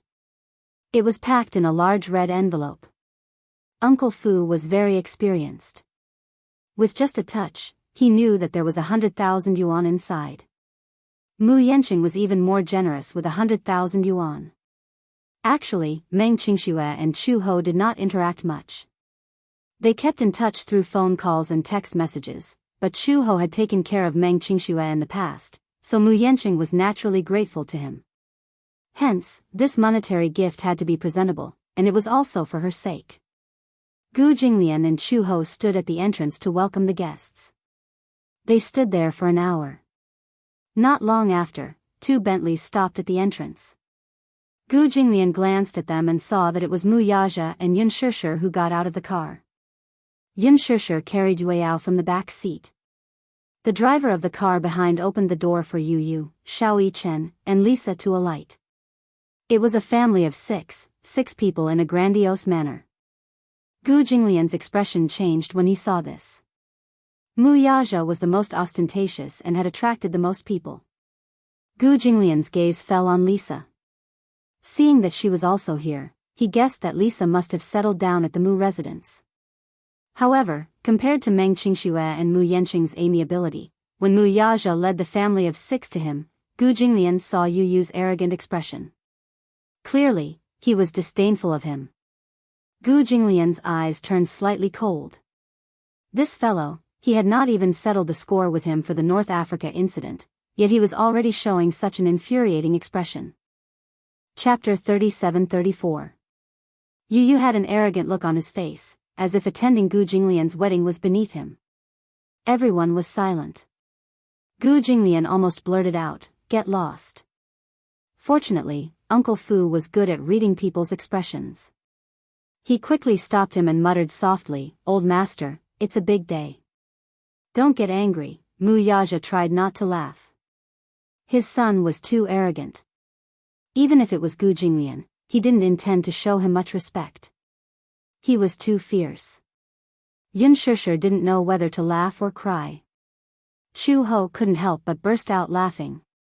Xiao Yichen, on the other hand, tugged at Yu Yu's sleeve nervously. "Hey, Yu Yu, at least say, congratulations." After all, Gu Jinglian was his and Lisa's savior. Hence, Xiao Yichen had a good impression of Gu Jinglian. However, Yu Yu didn't like Gu Jinglian and looked at him with contempt. Gu Jinglian didn't get along with him either. The two of them, one adult and one child, looked at each other with great hostility. Yun Shishir quickly stepped forward and said to Gu Jinglian and Chu Ho, "Jinglian, Chu Ho, congratulations. Congratulations on your marriage and may you live a long and happy life together." Gu Jinglian snorted, but his expression didn't look too bad. Obviously, Yun Shishir's timely consolation had more or less calmed his anger. Chu Ho couldn't help but say, "This little guy is too cute." He was practically made from the same mold as Gu Jinglian. Why were their temperaments so similar? They were arrogant, aloof, and looked down on everyone. One was a big devil and the other was a little devil. No wonder they didn't get along. Yun Shishir was also somewhat helpless. How would she know that there was a conflict between Yu Yu and Gu Jinglian? When they were in North Africa, the two of them had a huge conflict. Yu Yu caused Gu Jinglian to lose a piece of land, and Yu Yu obviously did not take the arrogant Gu Jinglian seriously. It was only natural that the two of them would not get along. Mu Yaja stepped forward and said to Gu Jinglian, "Congratulations on your marriage. This is just a small gift from me. I hope you'll accept it." He handed over a red packet. The red packet was long and big, but it was very flat. Gu Jinglian immediately knew that this red packet must be very valuable. Mu Yaja couldn't have stuffed $100 bill into the bag. It must have been a large check. "Uncle Fu." Gu Jinglian greeted him. Uncle Fu immediately walked over and took the red packet from Mu Yaja. He smiled and bowed. "President Mu, Mrs. Mu, this way please." "Okay." Mu Yaja nodded. He held on to Yun Shusher's arm and the six of them stepped into the Mu residence under Uncle Fu's lead. Chu Ho saw that they had entered the residence and there was no one at the door. She bent down and gently massaged the sore muscles in her calves. She was wearing high heels, but she didn't usually wear high heels. In addition, she was standing at the door motionlessly in high heels. Her calf muscles were tense, and it was inevitable that she would feel a little sore. When Auntie Chin saw this, she immediately said, "High heels must be uncomfortable, right?" Chu Ho nodded. "Yeah, it's against my feet. My toes hurt too." "Okay, wait for me for a while. I'll get you a pair of flats." Auntie Fu asked, "Do you have flats with red flats?" "Yes, but they're cloth shoes. They're also red, so it's okay to wear them. Chu Ho is pregnant. She can't wear high heels all the time. It's not good for her health." "Yeah, you're right. Hurry up and change them." Chapter 37-35. This was because it was a traditional Chinese wedding. Therefore, there was also a ceremony to worship heaven and earth. After all the guests had arrived, Gu Jinglian and Chu Ho followed the tradition and worshipped heaven and earth. Then, the ceremony was considered complete. It was the first time that Chu Ho had experienced such a traditional wedding. She found it very novel. However, this wedding had a special meaning to Gu Jinglian. He had never thought that he would marry and have children in this life. Even more so, he had never thought that his wife would be Chu Ho. She was once an Interpol officer, and he was a name on the Interpol blacklist. Two names that would never have crossed each other's paths in their lives were now linked together. On this day, Gu Jinglian appeared to be very happy. Together with Uncle Fu, he did not refuse any of the guests' toasts and drank some wine. When everyone cheered for him to kiss the bride, Gu Jinglian did not pull a long face. Instead, he generously put his arm around Chu Ho's waist and gently kissed her red lips. No matter what, he refused to do it. Chu Ho also felt that with Gu Jinglian's style, he would definitely not show off his love in front of everyone. Such an ascetic man would definitely be a different person in private. However, in front of so many people, he would definitely not let them off too easily. Some people cheered and urged them to disturb the bridal chamber. Gu Jinglian's expression immediately darkened. Although he did not say anything, his attitude was clear. If they dared to disturb the bridal chamber, they would try it. Of course, everyone was just talking. If they really wanted to disturb Gu Jinglian's bridal chamber, they would not dare to do it even if they had 10 times the courage. After the banquet, the guests left one by one. At night, Gu Jinglian dealt with all the situations. When he entered the room, Chu Ho was sitting on the big bed in a bright red wedding dress. She was holding 2 dolls in her arms. These 2 dolls were handmade by Uncle Fu and were placed on the bed. One was a girl doll, and the other was a boy doll. It meant that they had both a son and a daughter. The girl held the word Bai Nian in her hands, while the boy held the word Hao Feng in his arms. When put together, it meant Hao Feng. In addition, Chu Ho was carrying a pair of twins, a boy and a girl. This pair of babies was especially suitable for the occasion. When Chu Ho saw it, he couldn't bear to part with it and kept holding it in his arms. Meng Qingxue was also there. She held Xiao Bao in her arms and chatted with her. When she saw Gu Jinglian, she stood up with a smile and said, "Ah, the groom is here. It's time for me to leave and not disturb your wedding night." Xiao Bao was originally reluctant to leave, but Meng Qingxue quietly whispered a few words into his ear. When Xiao Bao heard this, he instantly beamed with joy and obediently followed her. After the two of them left, Meng Qingxue did not forget to close the door. Gu Jinglian turned around and looked at Chu Ho. For some reason, she could still act gracefully in front of the guests. Now that there was no one else in the room except for them, Chu He seemed a little uneasy. Have the guests all left? Gu Jinglian hummed an acknowledgement and walked over to sit beside her. He was wearing a suit. Because it was a Chinese wedding, the suit had Chinese elements. There was gold embroidery on the collar and sleeves. The buttons were also carved with dragons and phoenixes. Under the lights, the whole room was a sea of red. Chapter 37-36. Red curtains, red window panes, red sheets and quilts, even her body was covered in a bright red color, giving her an ancient charm. Chu-Ho nervously intertwined her hands together. For a moment, she did not know what to say.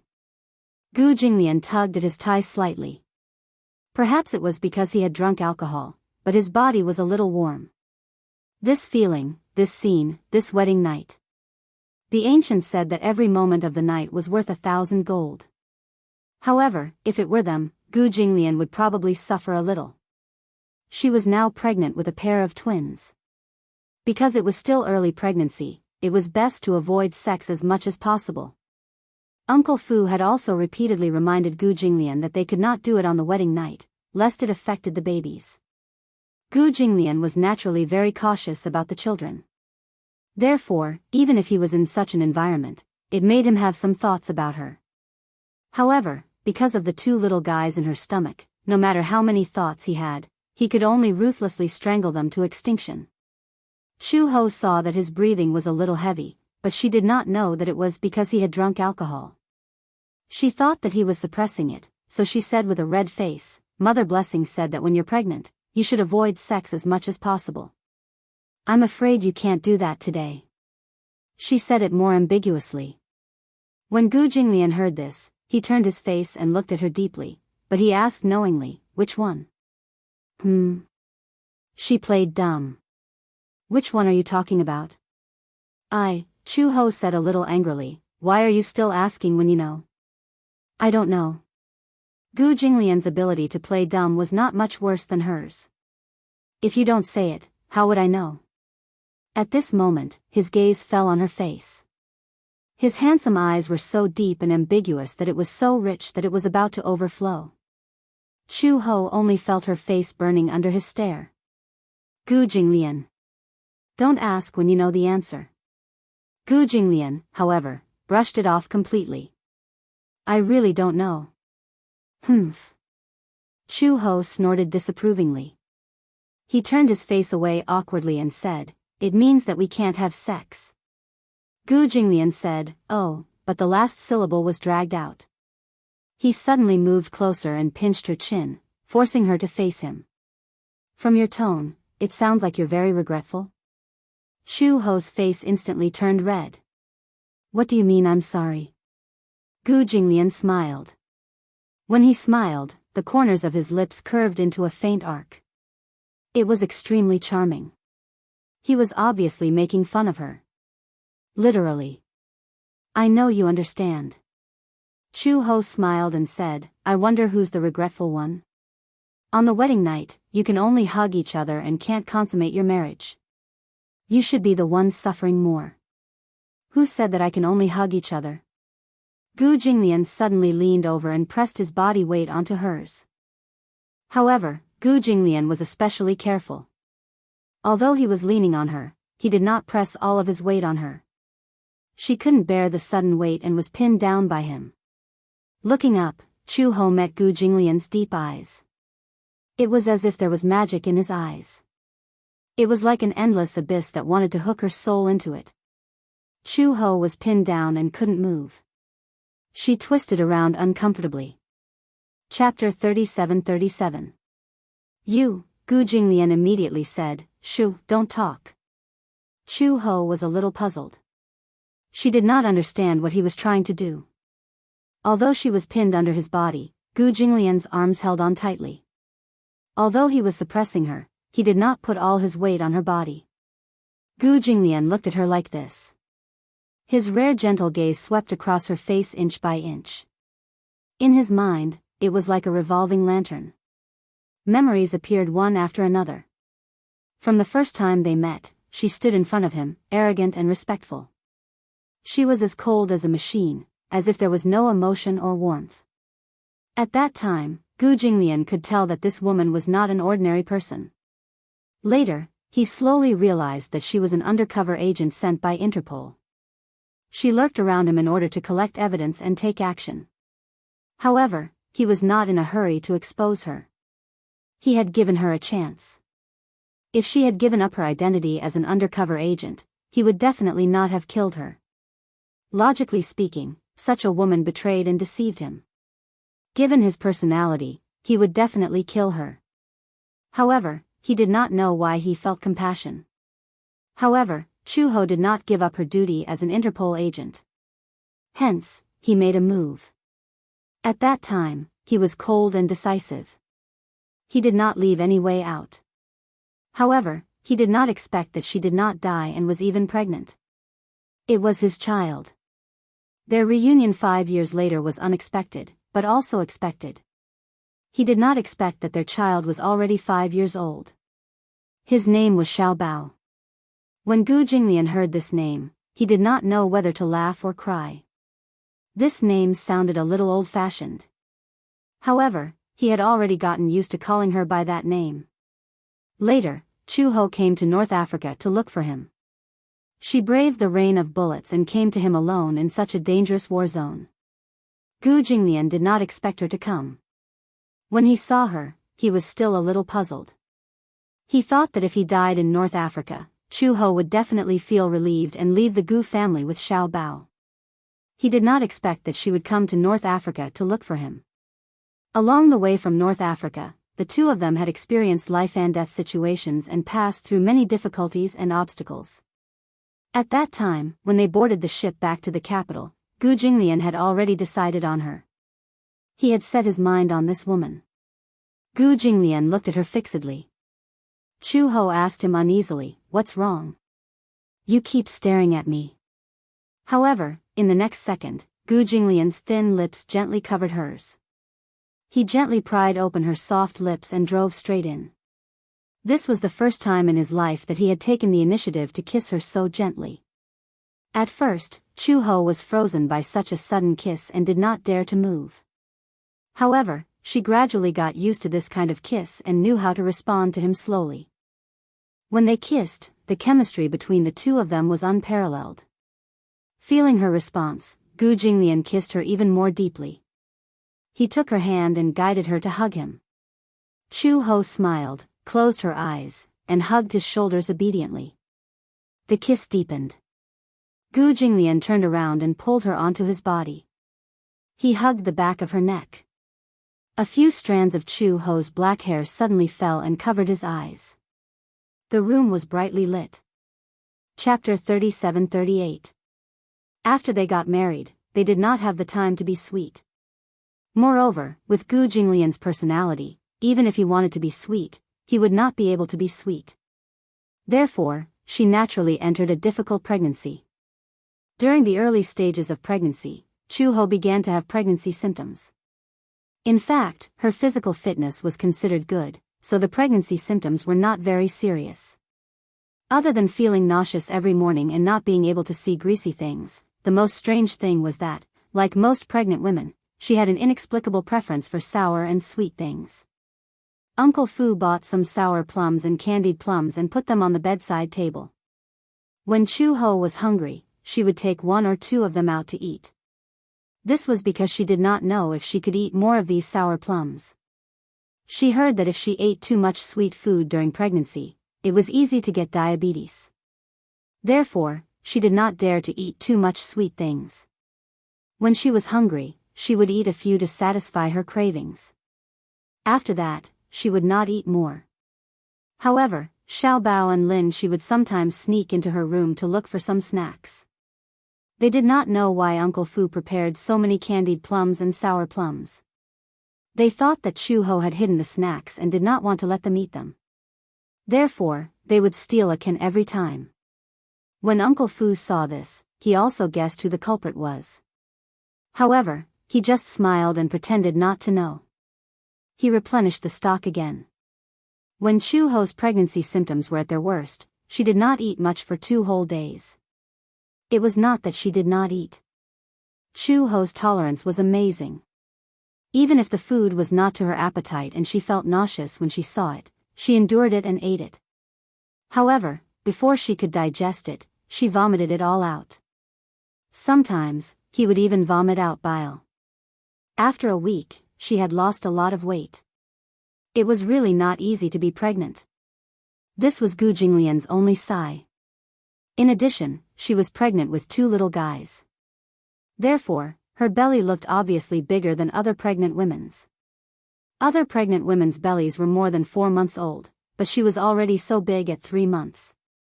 However, even though he was pregnant, Chu-ho still insisted on exercising. When he woke up in the morning, after washing his face and brushing his teeth, he insisted on taking a walk in the backyard. After eating, he walked around as much as he could. In the evening, Gu Jinglian came back. He never took a walk, but ever since Chu-ho got pregnant, he became patient and insisted on holding her hand to take a walk. Gradually, the number of people taking a stroll increased. Uncle Fu would also tag along. Mama Qin was worried that Chu-ho would feel unwell and vomit halfway through the stroll, so she also tagged along eagerly. Xiao Bao and Lin Shi were also worried, so every time after dinner, the group would take a stroll in the back garden. Although Chu-ho's pregnancy was not serious, it lasted for a long time. During that time, she could not eat anything. Uncle Fu and Mama Qin went back and forth on the food. It could be said that they had deliberately and racked their brains. They even specially hired a nutritionist to come back and customize a special diet for her. In the end, Chu-ho did not have an appetite. Other than porridge, she would vomit everything that had a little oil on it. It was better not to eat it. Otherwise, she would not be able to withstand vomiting like this every day. Chapter 37-39. At the very least, Chu-ho would not have any extreme reactions after eating these. However, what surprised Mother Qin the most was that even after she was pregnant, Chu-ho's mood remained very good.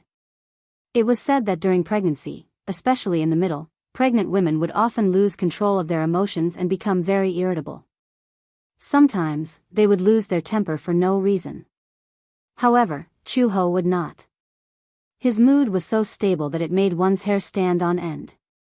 He still looked calm and composed, no different from usual. On the other hand, Gu Jinglian's temper changed a lot. In front of Chu-ho, no matter how bad his mood was, he would not show any negative emotions. However, when it came to other people, his temper was worse than before. Especially every time Chu-ho vomited everything he had just eaten, he would find Mother Qin and vent his anger, blaming her for not preparing the food well. As a result, Gu Jinglian was especially irritable when he saw Chu-ho suffer. He had never been good at expressing his feelings in front of Chu-ho. Everyone could tell that he was just worried about Chu-ho. Chu-ho once found out about it and felt very apologetic.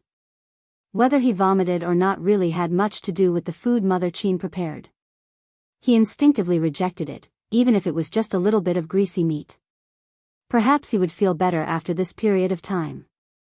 Chu-ho looked for Mother Qin guiltily and apologized to her. However, Mother Qin laughed. I was wondering what was going on. You even specially looked for me. Sigh, it's nothing. Old Master's temper is much better than before. In the past, he always had a bad temper. Did he get angry often? It would be better if he got angry often. At least, he wouldn't keep it to himself. It would be easier to talk about it. Mother Qin mentioned some of Gu Jinglian's past. In the past, Gu Jinglian was ruthless in dealing with people. For example, in the past, when a servant accidentally broke a vase, Gu Jinglian would immediately chase the servant out of the Gu family. If it were now, he might show his displeasure with a look of displeasure, but at most, he would give the servant a verbal warning. He was no longer so ruthless and did not give the servant any leeway. Moreover, the fact that Master scolded me like that only means that he knows how to dote on people. Think about it, he blames me because you always vomit after eating my food. He feels sorry for you, so he can only vent his anger on me. I'm old, and he's still young. How can I argue with him? As Aunt Qin spoke, she laughed to herself. Chu-ho was helpless. You guys have spoiled him since he was young. That's why he's so spoiled. If it were me, his temper wouldn't be so bad. Master's heart is not bad. Everyone outside says that he is very bad, and his reputation is extremely vicious. However, as long as you put your heart into it, you'll find that Master is actually very gentle inside. Aunt Chin sighed again. You say that we spoil him, but we also feel sorry for him. Master has been alone since he was young. He has no one close to him. We watched him grow up. But think about it, no one is perfect. How can there be a perfect person in this world? Other than old Master being a little arrogant and bad-tempered, there isn't anything bad about him. That was true. No one was perfect. No one was perfect in this world. Gu Jinglian was not a god. He was just a mortal. Even a god was not perfect, let alone a human.